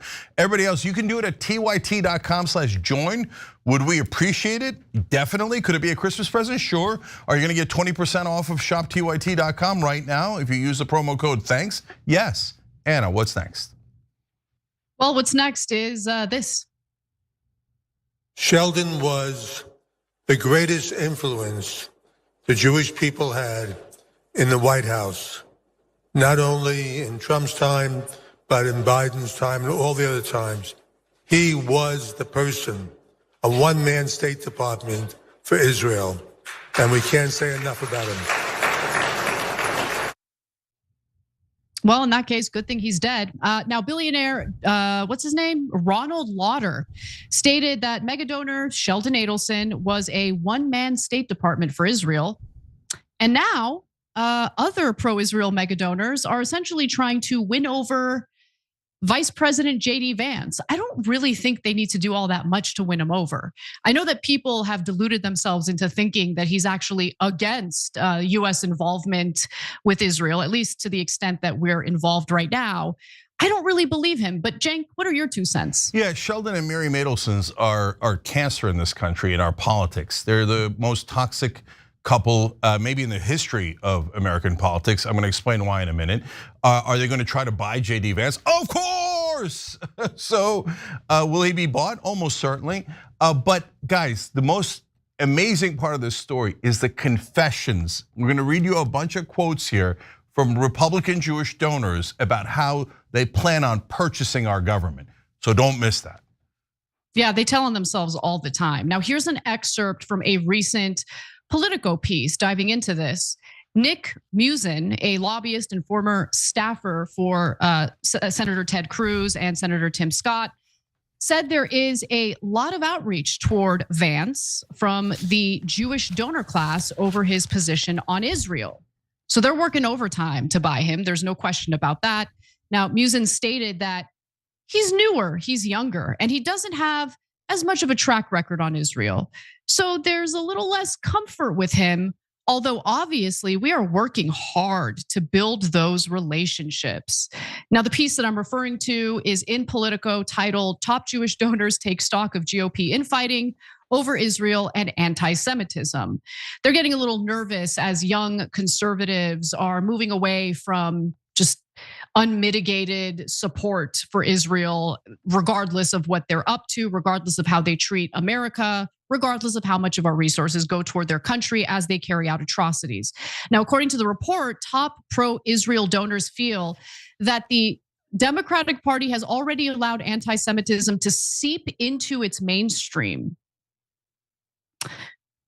I would venture to say that Israel's atrocities has caused people in this country, both on the left and right, to not want to do anything with Israel, not want to actually ally this country with Israel. But let me move on. They also fear that the same is currently starting to take place with the Republican Party. So of course, Tucker Carlson is going to come up. Tucker Carlson and Nick Fuentes are kind of at the heart of the arguments that the pro-Israel donor class is outraged about. And an anonymous major Jewish Republican donor said that Tucker Carlson and Ted Cruz, Tucker Carlson has Ted Cruz on, who supports Israel, and he just rips into him for a long time. It was quite savage. It was quite awesome. He has Nick Fuentes on, and it was a lap dance. I wouldn't call it a lap dance, but I think it's fair to say that he was much harder on Senator Ted Cruz than he was on Nick Fuentes. But to say that he didn't challenge Nick Fuentes is also a lie. The rest of the comment is anti-Israel, anti-Semitic. That gets conflated. A lot of them hide behind anti-Israel, and it's very hard to prove because you truly should be allowed to be critical of Israel. Should we? They're not just anti-Israel. I think they hide behind free speech. They hide behind isolationism. I think there's a fair amount of just classic anti-Semitism going on. And you know, Cenk, we're very familiar with the right wing in America. They're very good at hiding when they hate groups of people. You know, they're really good at concealing their bigotry or racism and stuff like that. They don't ever just come out and say it, right? Yeah. So, okay, I want to break down some of the quotes Anna read for you and give you more quotes, because here's the confessions. First of all, on the Musin quote that Anna read you about buying JD Vance, they emphasize that he's newer and younger, so doesn't have enough of a track record. You know how we tell you all the time on the Young Turks, the reason why we have so many old politicians is because the donors know they can get a return on investment. They've given to that person many times before, and their bribes have worked every time. They're totally craven and will do whatever donors say. So for the younger politicians, you see here, they literally say it. They don't have as much of a track record of being corrupt, so we're not sure that we can bet on them. That's an amazing confession. We appreciate it. Okay, now Ari Fleischer also talked about JD Vance, and he's of course the former communications director for George W. Bush and a stalwart in the Republican Party. And he said that first, before JD Vance, he said, the response to anti-Semitism will be, this is from Politico, will be, quote, one of these issues that's going to define the Republican presidential primary. Now first, why? Like, shouldn't housing or the cost of drugs or wages or affordability be the defining issue in either party? They're like, no, none of that matters. What you think of Israel is the defining issue. If you support Israel, then we're gonna give you tons of money. If you don't, we don't give a damn about affordability or average Americans, then we're not going to support you. It is the defining issue. Thank you for the confession. He then says about Vance particularly, JD Vance is going to have to earn it like everybody else and be very curious to see what he has to say. So he's saying, we're watching you, you better be pro-Israel. If you're not, there's gonna be consequences. Okay, all right, thank you for the confession. Now, the reason they're panicked, Anna, as you know, is that now about 60% of the country is against the Israeli government. And they think that they're atrocious, etc. So that's a huge problem because the Israelis want to pretend that the Americans are in favor of genocide and in favor of Israel and funding them, etc. And among the Republicans, they've lost even more. And for Republicans under 50, which they're calling young, but that's really most of the people, not most of the voters necessarily, but most of the citizens under 50, they lost 15 points just in the last year or so. So negative views of Israel have jumped from 35 to 50%. So they're in a bit of a panic, and in fact, they're starting to call Republicans Nazis. They said one of the sources here said that the Republicans have a quote unquote Nazi problem, and that is a hell of a charge. And I wonder how Republican voters feel about their so-called Nazi problem. And they say they feel these very wealthy, in this case, Jewish donors, are saying that they feel politically homeless. They're like, we used to give a lot of money to the Democrats and they would do whatever we told them. And now they're in a little bit of a rebellion. So we obviously turned to Republicans to buy them. And now they are slightly against Israel. So obviously they're all Nazis. And we don't know who to buy anymore. Oh God, my heart breaks for you. That's so hard. Who do you bribe, and how much do you bribe them with? And they're worried about the influence of Tucker Carlson and Candace Owens. One of them said, it's incredible how much influence, how far they've been able to penetrate just with Tucker and Candace. I'm glad that they've got you worried. That's a beautiful thing that they have you worried because you're in the middle of buying our country, and I don't think you should be able to. So now, Anna, I have more, but so far, isn't it amazing all the things that they're already saying? I mean, there's way more, but and look at what he's saying about Sheldon Adelson. Louder is one of the wealthier men in the country. Louder, the makeup company, he owns that, and he's saying he was a one-man State Department. Why? Because they've all said this out loud. Even traditional media was forced to cover it. So Sheldon Adelson gave $200 million to Donald Trump. After he passed away, his wife gave him another $137 million. And in return, one of the things they wanted was to move the embassy from Tel Aviv to Jerusalem. That's what Israel has wanted for a long time, but it's unsettling and it could cause problems for us, right? And Trump said, oh yeah, I moved it for Sheldon. That's a bribe, dude. You gave away a foreign policy to a guy who's a supporter of traitors. Now that sounds like it's harsh talk. And then when I said about them being a cancer, no, but in this context it's provable. So Sheldon Adelson also lobbied to get Jonathan Pollard released back to Israel. And Trump also gave him that. Then Sheldon Adelson flew out that traitor Jonathan Pollard, one of the worst traitors in American history, in his private jet in luxury back to beloved Israel.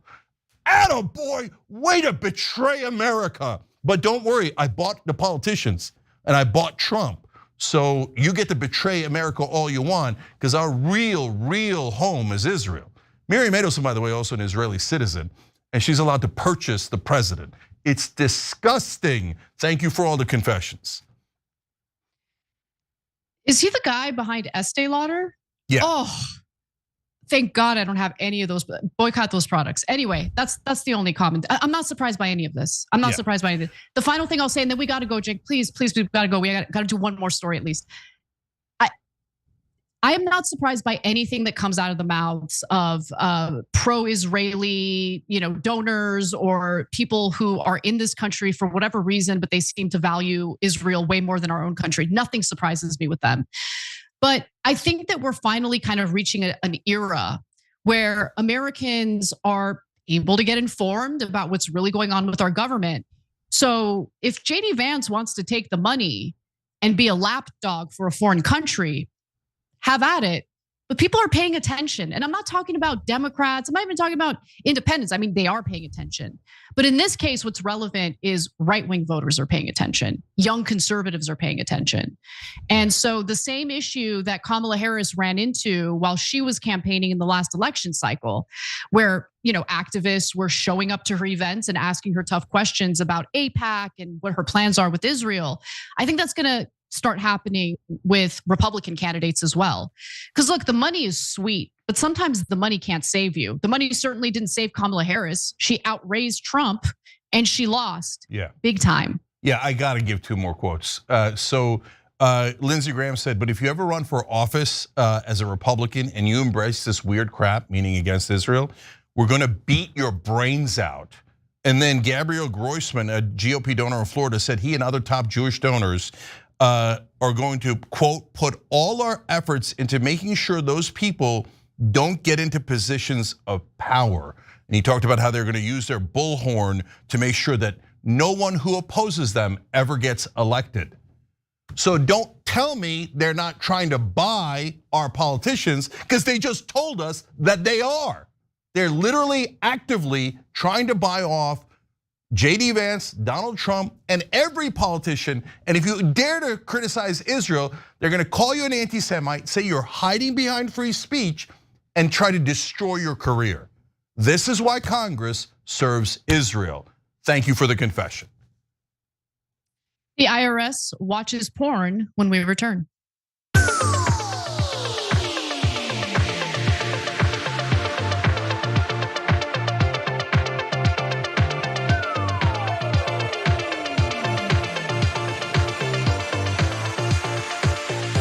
All right, back on TYT. Shop TYT has 20% off. Don't miss it, you crazy dog. Promo code is thanks. Box ass on Super Chat. Can we just please get representatives that don't get bought and paid after taking office? Well, as long as this system is in place, no. The answer is no. You have to change the coding. You have to change the rules, which in our case is the Constitution, in order to get the right results. Now, there's nothing wrong with the Constitution, but the Supreme Court cheated and said, oh, freedom of speech means you're allowed to do unlimited bribery. The Supreme Court is deeply corrupt and works for corporate, basically multinational corporations. They did a whole plot. David Sirota has Master Plan, his new book that explains it. In my book, I also talked about it. It's at the very, very core of what has happened in this country to corrupt our country on purpose. And by the way, guys, that's not about Israel. That was about the Chamber of Commerce. And they wanted to be able to bribe any politicians because they have more money than the average guy. And they did, and the Supreme Court let them. And so, of course, I write all about an injustice coming. I also write about Sheldon Adelson and all the different things that Donald Trump gave him. I mean, it was a enormous betrayal of the American people. What Trump did for the Adelsons and for Israel, it's disgusting. It was the most obvious bribe of all time, and he literally sold our foreign policy. But all of them do. Biden's #1 donor, as you all know, is AIPAC, and he sold our foreign policy for the same exact reason. Mark Francis 0764, thank you for the super chat. Dave Mill writes back in, avoid entitlements and foreign conflicts. George Washington's farewell address, advice I wish the political class would follow. But guys, so to finish the earlier point, but if you go above the Supreme Court's head and you do a constitutional amendment that says, no, bribery is not legal, you are not allowed to give money in politics, and corporations are not human beings, you jackasses, you nitwits, you absurdities, okay? So you do that constitutional amendment, which over 90% of Americans agree with, and we get our country back, and we get our government back, we get our democracy back. They don't have to serve foreign governments, they don't have to serve corporations. All right, Lady AF says these grocery prices are pissing me off. I started using the word, the groceries. Yeah, Trump is such a dumbass elitist. He's like, the groceries is an old word, okay, but it's a good word. It's not an old word. That's because he's never had to shop for groceries in his life. So he's like, groceries, I've never used the word. My maids and butlers use the word, I guess. It's old school. Okay. Nord Ferguson writes in on tyt.com member section. I had to work at 7:30. I couldn't stay up and watch NCIS. When I went to lunch break, Cash was busy, so I had to sit by myself. And also the Kurg in the break room only had breakfast blend coffee. Work is so hard. I'm so upset. Oh my God. Helen 007 said everything about JD Vance is fake. If they give him enough money, he will probably convert for them. But I agree 100% with Anna. Yeah, he will. He's a sellout. The whole he was created in a lab by Peter Thiel. Oh, sure was. He was built to sell out. That's the whole point of JD Vance. So will he sell out to the Israelis? Definitely. Will it cost them the election? Definitely. Okay. So all you need is one honest Republican candidate. You could disagree with his opinions. If he doesn't sell out to Israel, he wins the primary hands down.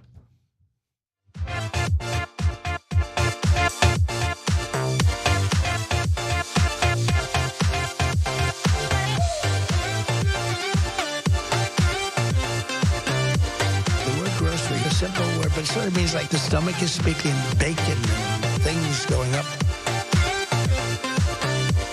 Back on TYT, Cenk and Anna, go. All right, we got to talk about, I don't see it in my doc. What is going on? I should have printed it out. Give me a second. I'm looking for it. Okay, as you're looking for it, Pessimistic Progressive wrote in, just a reminder that Israel Hayom, the outlet hosting the conference where Hillary was speaking, is owned by Miriam Adelson. Disgusting. I didn't know that. Thank you for that piece of information. But that's what the Clintons do. They lodge themselves in the sphincter of all the radical pro-Israeli people. Oh, Adelson, Saban. Yeah. Oh, love you. Okay, let's move on, please. All right, go ahead. Yep. Okay. So, final story for you all. So, the IRS could be getting paid to watch sexually explicit content to determine whether OnlyFans accounts apply for or qualify for the whole no tax on tip situation, because it turns out that pornographic material does not qualify under this new tax law. And so, believe it or not, I mean, I don't personally spend a lot of time on OnlyFans, so I didn't know this, but OnlyFans isn't just creators who put out sexually explicit content. There chefs on there apparently, which is like the most shocking thing I've heard in my life. But Cenk, what are your 2 cents? Yeah, so amazing facts in this story. I'm a total boomer on OnlyFans. I know nothing about it.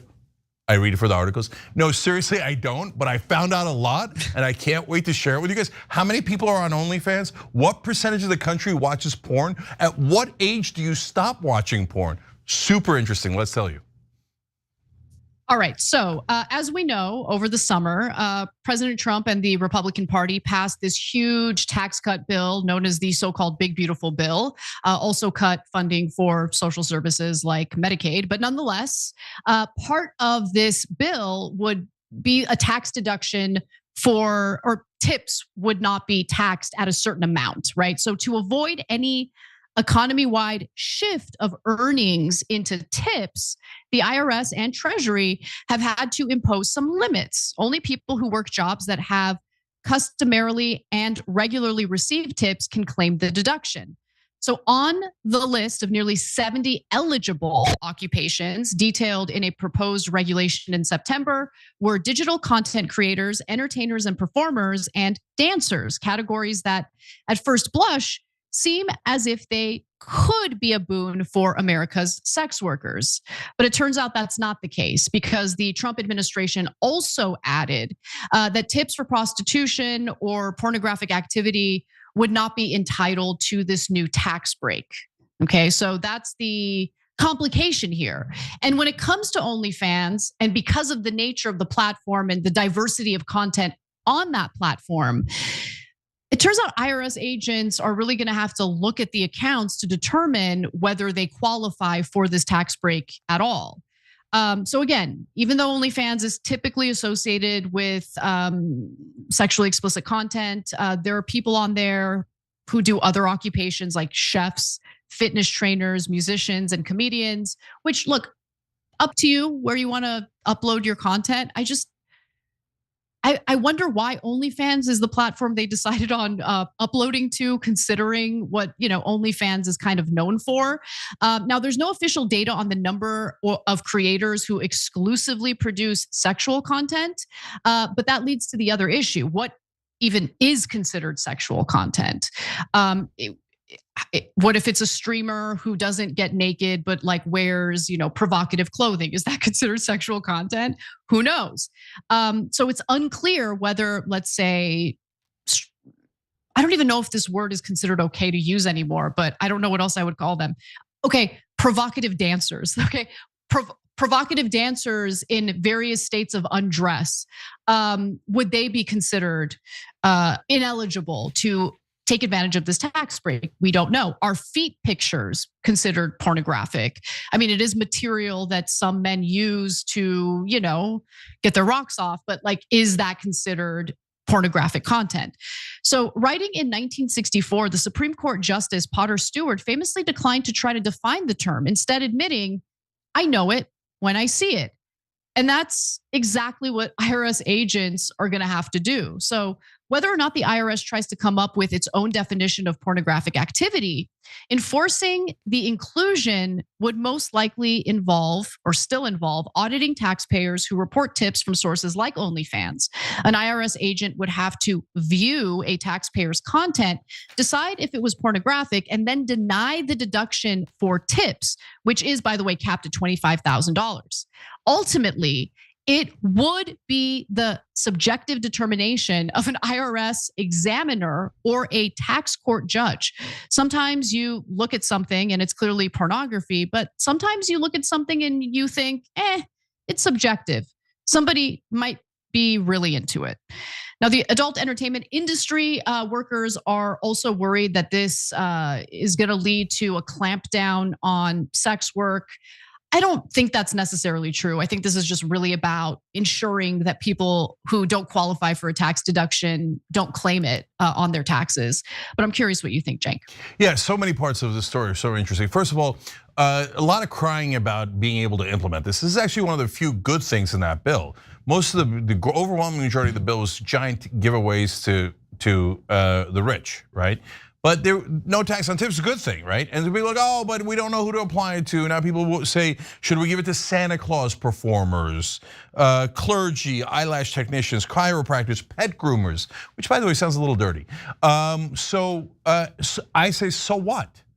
When it's complicated and it's a tax break for collateralized debt obligations, nobody complains that it's too complicated. They get that done right away, right? So that's just a side note real quick. Then the conservatives asked Trump to exclude porn, as Anna explained to you guys, and sex work. That's actually a huge development in the right wing. They're back to trying to ban porn. If I was them, I wouldn't want to die on that hill, but they decided to do that. But then they have a second problem. So they're like, yeah, porn is very bad. And that's why the president who slept with a porn actress has banned it from this particular provision. Okay, but on the other hand, hypocrisy's never stopped Donald Trump. Okay, now when you get to OnlyFans, I didn't know there was cooking and yoga on OnlyFans either, right? And so why am I such a boomer on this? Because I'm a public figure. The minute you sign up for something, everybody's gonna know, right? So it's not like I'm like super moral or anything in that regard, and I don't even view it as a form of morality. I reject it as a form of morality. But anyways, but then when you get into the tax, like okay, feet could be porn, but elbow isn't porn. But then if you're doing yoga, you could do it in a non-provocative way, or you could really get downward on that dog, right? If you're cooking for a while, China banned women from eating fruit, particularly bananas, on camera because they had started a whole cottage industry of eating bananas in fascinating ways, right? So now, Anna, before we're out of time, I gotta tell you all the amazing numbers. So it turns out hold on. Yeah. Our politicians eat the banana in front of our faces all day, every day. Okay, we should ban that. Keep it real, right? I mean, I love that, but go ahead. Yeah, the porn we should ban is when Netanyahu comes to the White House and Congress, and they all anyway. You get it. So people spend $7.2 million a year on OnlyFans. Now that sounds low, right? Yeah, because I made that up. It's actually $7.2 billion just last year. That's an astounding number. Astounding. All right, how many people are on OnlyFans? 4.6 million creators.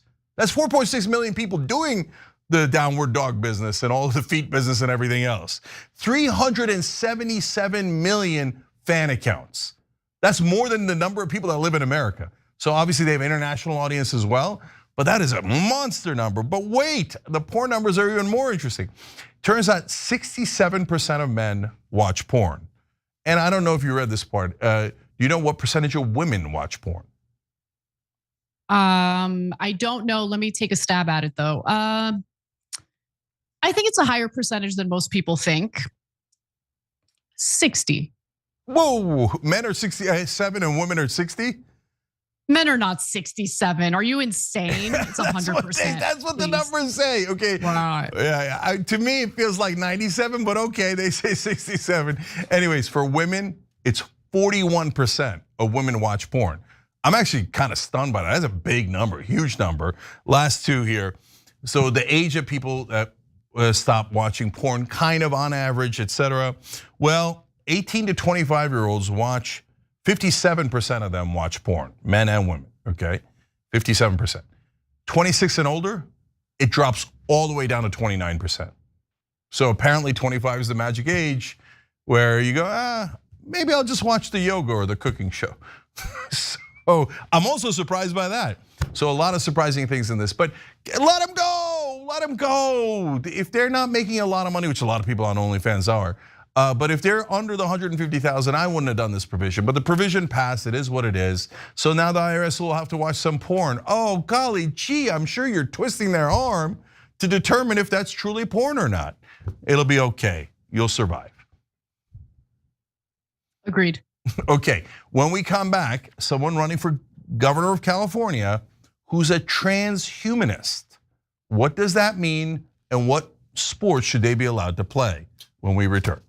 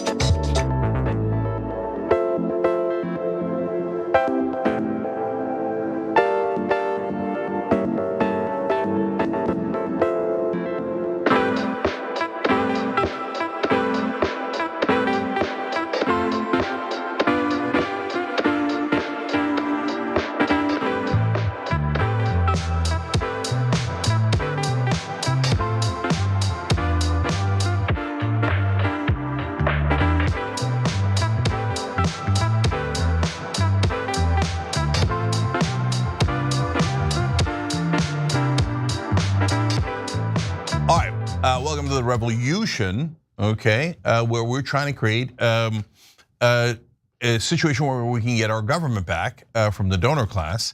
Well, we're interviewing some interesting folks here, and they all have their different ways of doing that revolution. And joining me today is Zoltan Isvan. He's running for governor of California, and he has a bold agenda. So I want to hear about it, and I want to see if that's the way to go. And this governor's race is all of a sudden wide open. So Zoltan, welcome to the show. How you doing, brother?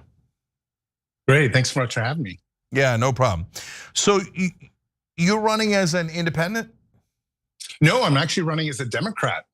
Definitely a Democrat this time. Oh, this time a Democrat, okay. So, and obviously it's a little hard to win if you're not a Democrat in California, right? That makes a difference? That's the main thing, but let me just say, I'm not really too much of a party person. I just believe in trying to govern and do the best for the people. Yeah, how dare you? You founded the Transhumanist Party. So talk to me about that. What is that, and what sports should you guys be allowed to play? Sure. Well, transhumanism is a social movement now of many millions of people around the world that want to use radical technology to alter the human body, alter the human experience. And the Transhumanist Party was started as a science political party in 2014 when I was running for the US presidency there. I was their nominated candidate. And honestly, we never had a shot of winning, but we wanted to send out a message. And that message was that science and technology are wonderful conductors of politics. And if you can use them properly, you can actually change the way people live for the better. And we were trying to make candidates talk about AI, genetic engineering, things like that. That's really what that presidential candidacy was about, as well as the Transhumanist Party. But however, I'm now running as a Democrat, middle of the road, centric in the Bill Clinton style. So it's quite a long time from 10 years ago. Okay, I hear you on that, but it's interesting. So I'm going to ask you a couple more questions, and then we'll get to what you're doing these days.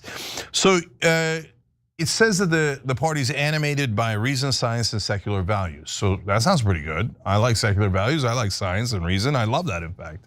And then it wanted to reduce and eliminate various existential risks to the human species.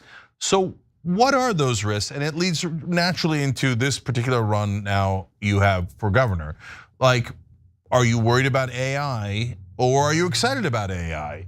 So talk to me about how technology is interacting with not just the human species, but our economy and everything else that's going on now. Sure, and just to be honest, I uphold most of the values I had 10 years ago. I'm pretty much the same guy. And when I'm running a campaign, I like to think of it as I'm running on the scientific method, this idea that you test a bunch of ideas and the one that works is the best. But those ideas can change. And I think as you notice, society, the world, America, California, it's all changing. And so we need a politician that's able to adjust. And I hope I can be that person that adjusts. But let's say, take what you said with existential risk. Existential risk is the idea that an asteroid might hit the planet. 10 years ago, we didn't have much funding for it. We have a little bit more now. Or artificial intelligence, a super intelligence. I just finished my graduate degree at the University of Oxford, specializing in AI ethics. I mean, it's very possible that we have a super intelligence here in 2, 3, 4 years that's maybe 1,000 times smarter than us. That is a huge existential risk. So transhumanism tries to address a lot of those issues. And I'm also trying to address some of those issues in my gubernatorial run. Yeah. All right, so let's do it. Let's talk about AI as a particular case. I mean, California is the very, very center of it. So if you were governor, would you relax the regulations? Would you make the regulations tighter? What would you do? Well, regarding AI, I would probably relax any regulations. The thing is, we need to beat the Chinese. However, when it comes to superintelligence, then I might be a bit more cautious. But look, the Chinese, the Russians, other countries around the world are racing to create artificial intelligence. And if they create the first AGI or intelligence that's equal to us, that'll be hugely damaging. And the reason is because eventually they get to an AI that's so smart, they tell that AI, send viruses all across America and our traffic lights don't work, our natural gas doesn't work, our water doesn't come out of our pipes. So we need to win the AI race. It's like there's an imperative to doing this. And I think in that sense, lessening regulation in the AI world is important for Americans so that we can make sure we win that race. That said, when it comes to once we've won it, we need to be really careful that all of a sudden, we don't create a superintelligence that somehow creates a dark world for us. Maybe it's too smart, maybe it's Terminator-like. I mean, that's where it gets dangerous. And the futurist in me can go on all day about those kinds of things. But the gubernatorial candidate doesn't really bring up superintelligence in the race. It polls terribly, even if it's a real issue. Okay, I got to keep asking because you say these interesting things. I have to confess that I don't know the difference between AI and superintelligence. Help me understand that. Sure, and AI is what we have now, like ChatGPT, and then there's AGI, artificial general intelligence. That's intelligence that's equal to you and I, and then there's superintelligence, something that would be classified as at least 10 times smarter than Albert Einstein, for example, or something like that, or the smartest person on the planet. And I was recently at a party in a mansion in San Francisco overlooking the Golden Gate Bridge. And it was crazy. It was like 80 people there. They invited many of the AI experts around the world, as well as a lot of programmers from ChatGPT and Microsoft and everywhere. And virtually everyone believed that the AI superintelligence was going to be here within 2 to 3, at the most 4 years. And again, I can't, not to scare your listeners, but I can't say this enough. If there's something out there that's smarter than us, it's almost like inviting aliens to planet Earth. Humans would never invite aliens that are more powerful than us to planet Earth, because game theory would suggest there's a 50-50 shot that they might destroy us. So this presents a huge problem for us. And this is exactly what we're doing by creating superintelligence. So yes, on one hand, we need to win the race to AI because we don't want a totalitarian government like China holding all the cards. But at the same time, we're almost on the Titanic, all of us, this sinking ship bound to hit an iceberg. And then we're gonna rush to it and create the superintelligence, which might also end us. It's a catch-22. I'm not sure which is the worst path. It would be best to say, let's just stop the development of AI altogether. But this is impossible. Even if China and Russia and Americans didn't create a superintelligence, maybe some hackers in their lab would eventually have the technology to do so. So at some point, America needs to lead with this and try to hope that it turns out for the best.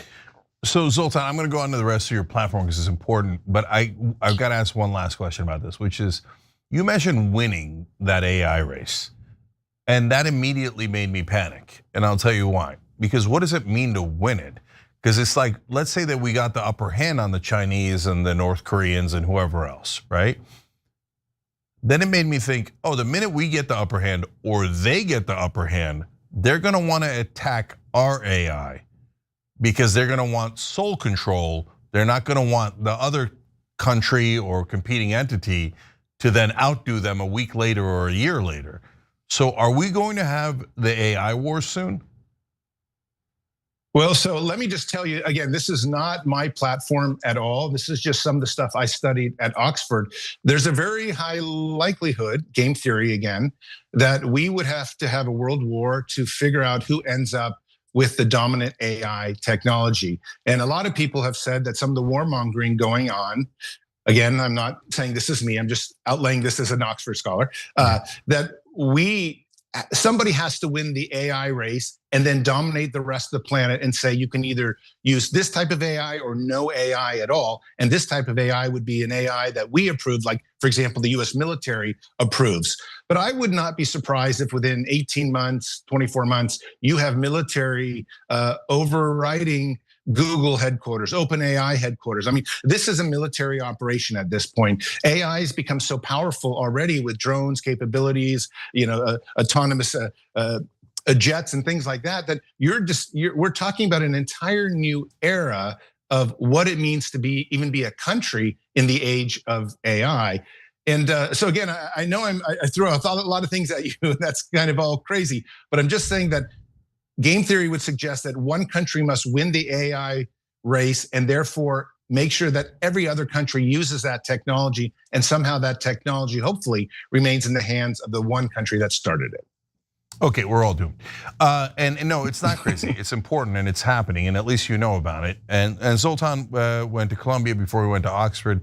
That used to be a point of pride because I went to Columbia Law too. But these days, Columbia caving to Trump and being against free speech has kind of robbed us of that. But at least you studied at Oxford and got all this good information you could share with us. Okay, so now your platform. Before we do anything else on that, do you take corporate PAC money? Oh, absolutely not. We take no money from except from grassroots people like yourself, just people that are on the ground. That's it. We don't take money from anywhere else. Yeah. Okay. God bless. So I assume, of course, no AIPAC money, no Israeli lobby money. No Israeli lobby money, no AIPAC money, no money from any kind of groups. We have only taken individual money from individual human beings. Okay.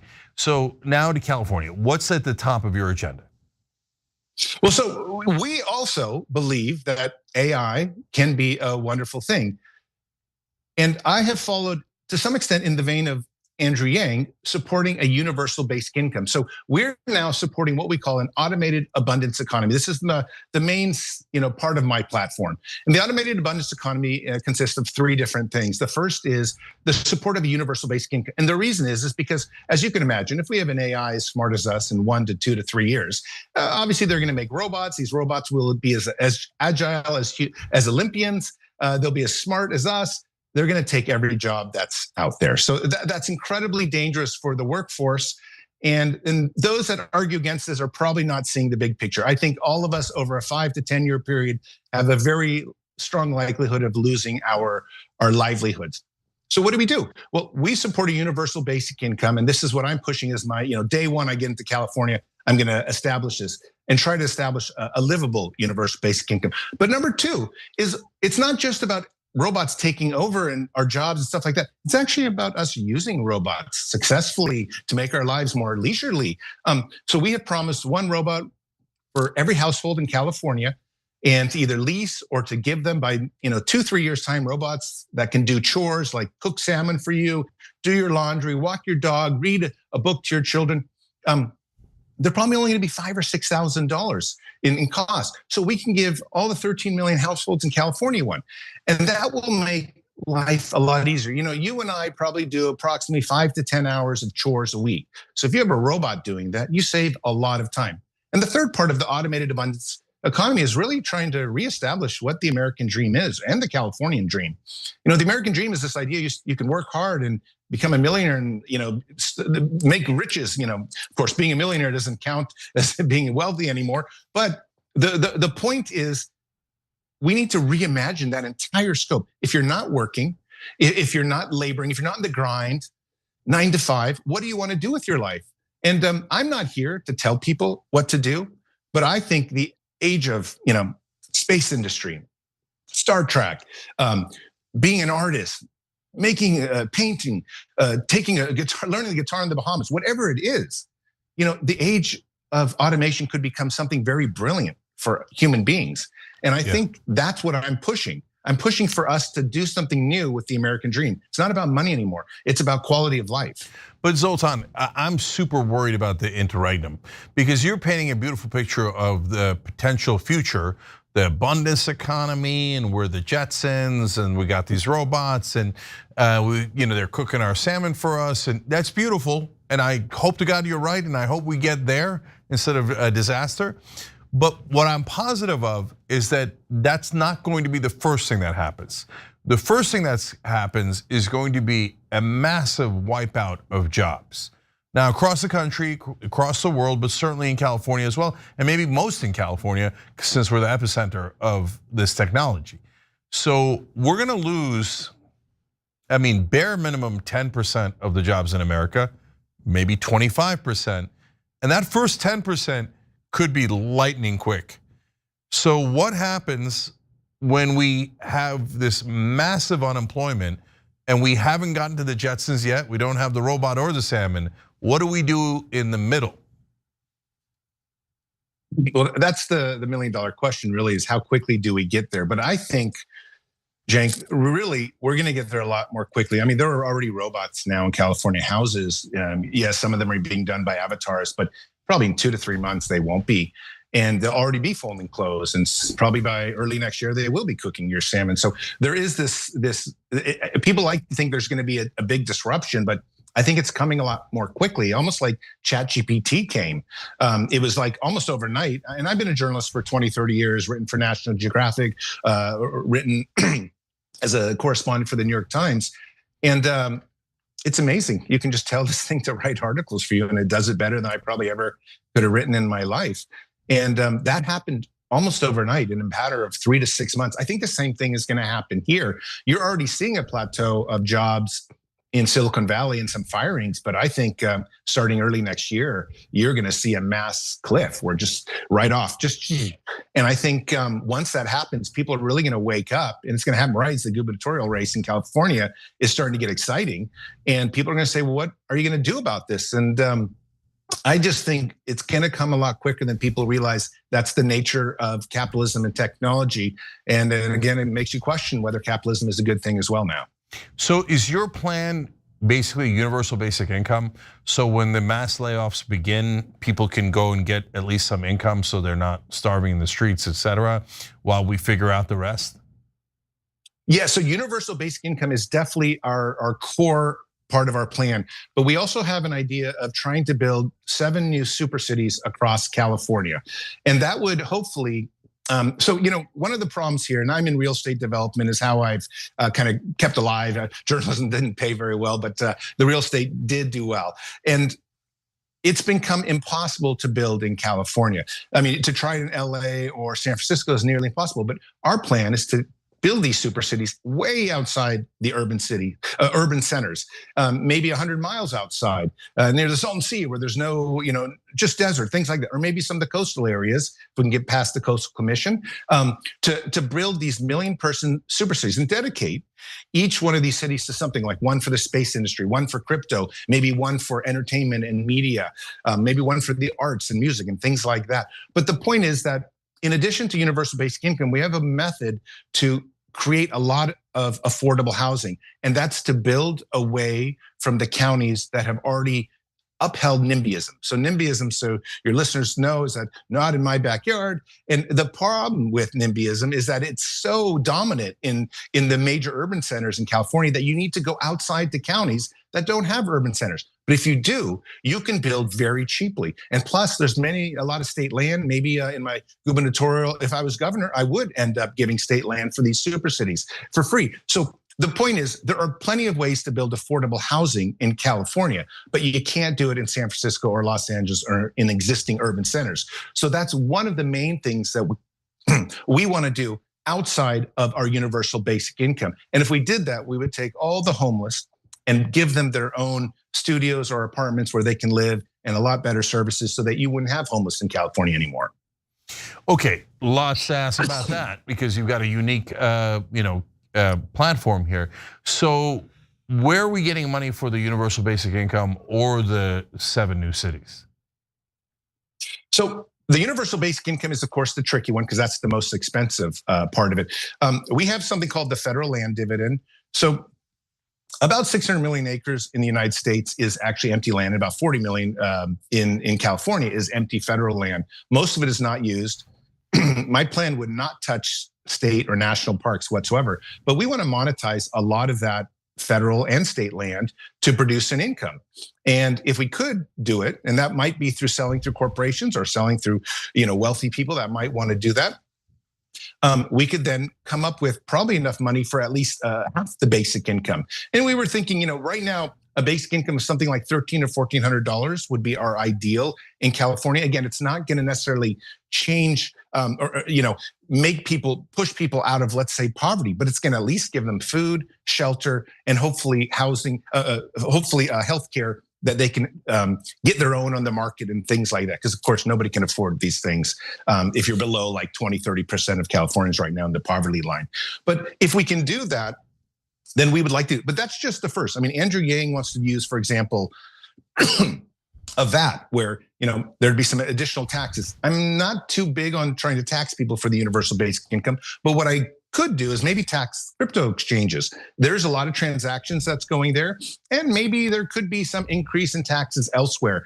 But however we do it, there's plenty enough way to do it. I mean, probably taxing the robots is the one that most people are going to want to do. I mean, after all, they're taking the jobs away from human beings. And I'm definitely up for discussing that. But however we do it, I find that there's a myriad amount of ways to support a universal basic income in California. And just, also all the way across America. You just got to think outside the box. Now, the super cities is different. I mean, if the developers know that they can make money, they're going to come and provide their own money. They're just going to need loans, bonds, and things like that. So super cities can pay for themselves. Real estate is always paid for itself. It's a great investment, just not in San Francisco or in the urban areas in California. You got to get into the counties where you can kind of create your own sets of regulation. And those regulations are going to be dramatically cheaper than what we have, for example, here where I live in Marin County, where you can't even build a fence anymore. Okay, so quick questions, a series of them. You said $1,300. That's per month in a relatively ideal universal basic income. Okay, so yeah, boy, we're gonna head to disaster. Okay, corporate. I don't mean in your platform. I mean overall in AI. Because even if you have $1,300 a month, but you don't have your job anymore, oh my God, we're gonna be devastated. Okay, but just so you know, there would be what already exists with the welfare system. So those that are getting maybe 20,000 from it are now getting an additional 15,000. So you're literally doubling, pretty close to what these people have. And let me just say again, the automated abundance economy includes a lot of use of new technology. So if we can follow through with our plan and we're able to give, let's say in the next 2 to 3 to 5 years, a humanoid robot that does a lot of tasks for you. Again, it reduces the kind of time that you might have to drive your kids here or do there or cook for you. You have to see the automated abundance economy is not necessarily only about dollars. It's really about quality of life. If you did have something like that helping you, plus this basic income, your life could be dramatically improved. We see standard of living increasing by 30, 40, 50% across the board, according to our metrics. Yeah, I don't believe that at all. And I think that there's going to be mass devastation before we get to that, if we ever get to Elysium. But okay, so let me keep going. The corporations, what are they doing with state land? Are they sponsoring it? Are they buying it? You said not buying it, so I was confused by that. No, well, we would love to lease the land so that corporations would actually be paying you per month. And that money would be directly funding a lot of the universal basic income. So for example, if a super city was to take 10 square miles of the state land, they would be paying for that and then probably paying some of the taxes and things like that on the different units that they create, housing units, things like that. So the numbers are tight. I'm not trying to paint this as we have it all figured out. But I can tell you one thing, it's a better plan than what exists right now, which is this idea. For example, in San Francisco, they just passed a new real estate law today, and now they can build a little bit higher. But just because they can build higher doesn't mean developers are going to go in and deal with all the environmental regulations and things like that. You really need to get outside of that. So our plan actually works for a real estate developer like myself to go in and say, I can make a living doing this. Right now, you can't make a living building in San Francisco or Los Angeles anymore. It's very difficult. So I want the audience to understand, look, AI, universal basic income, et cetera, are not Zoltan's fault. He's at least trying to figure out how to deal with it, right? And whereas a lot of the other candidates are out to lunch and they don't even know that it's happening, right? Or don't have an effective plan for it, in my opinion. All right, so you mentioned maybe taxing the robots. I'm like, okay, now we're having a conversation. Because if NVIDIA and all these AI companies, et cetera, OpenAI are now they're worth $1 trillion, they're amazing, they're terrific. All right, great. If you're the ones that destroyed our economy and you made $1 trillion from it, give me the goddamn money. So can we tax them a lot more than other companies? Because those are the companies that destroyed employment in this country. So, Zhang, we just have to be careful.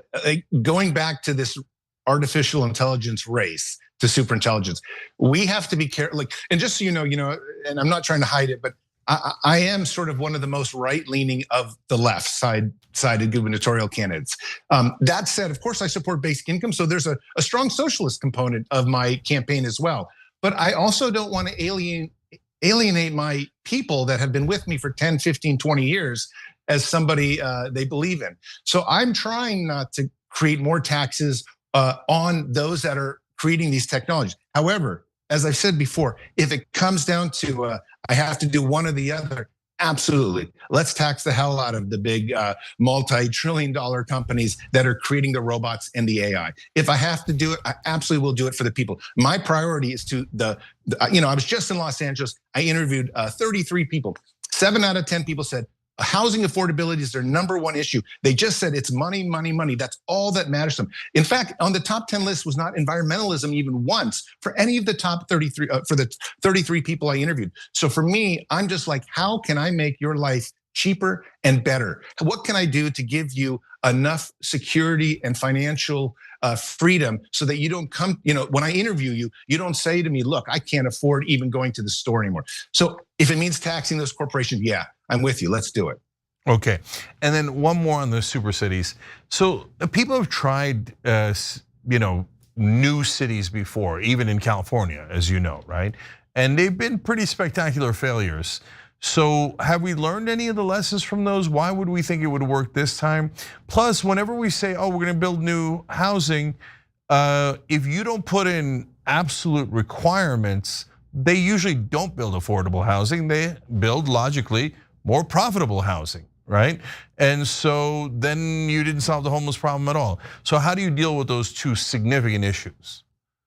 Well, you have to be reasonable. You have to try to work with both sides. And I think this is one of the things I'm seeing in some of the other candidates, or even Gavin Newsom. He doesn't seem to want to compromise at all. And I'm the kind of person that reaches across the aisle and says, listen, how can we make this better? If I have to work with Trump, who I'm not a fan of, then I will do so because I'm doing it for the people. So if it means making something more affordable and building these super cities, I would absolutely do whatever it takes to make that work. But I think the bigger problem here is that right now, when you talk about building and regulations, it's almost impossible in the framework of the urban centers we live in California. You need to go somewhere else. You need to, create city councils that will vote into certain kinds of building parameters that will work. And yes, we want the developers to make money. That's why no one's building in San Francisco anymore. It's because they can't make any money. So we need to entice them somewhat. And that means compromise.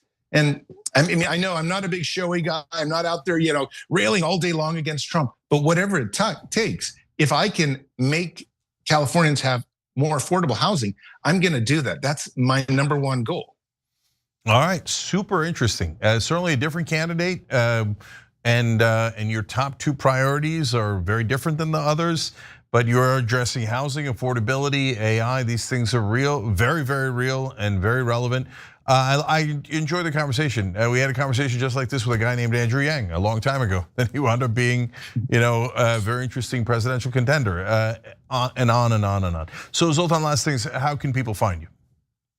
Sure. Well, I would love for you to go to my website, zoltanishvan2026.com. And of course, if anyone wants to donate, we're very happy to take them. And I'm just doing my best out here. We want to change the conversation in California. We want to build the Golden State back, and we can do it. We just need some reasonable candidates out there like myself that are going to push something that all of us can believe in again. All right. Oh, I almost forgot.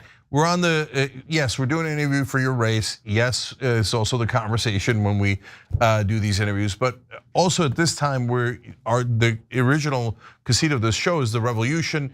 So I ask everybody that comes on here, what's your sense of what is most wrong in our government and how would you do a revolution to fix it? And a revolution could mean anything. It certainly is not physical or violent, obviously political, etc. Well, look, the revolution that's happening, and I'm so grateful that you had me on your show, is really about AI. None of the politicians will talk about it because it doesn't poll well. And anytime I talk about it outside, people are like, oh, can you talk about taxes or immigration or something like that? And that's something they understand. This is a weird world we're in. We're faced with 18 to 24, 36 months, something on planet Earth that's as smart as us, as agile as us, that can take our jobs away. And if we don't do something, we don't take that power away from the corporations, we don't take the power away from the politicians that exist now, we're gonna end up, it's not gonna be good for the people. So The revolution that you're talking about really has to start with us acknowledging that the world is changing in a way that has never happened before.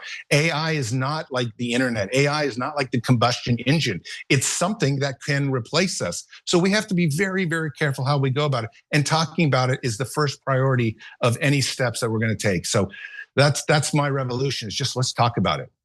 All right, Zoltan, appreciate it, brother. Thank you for joining us.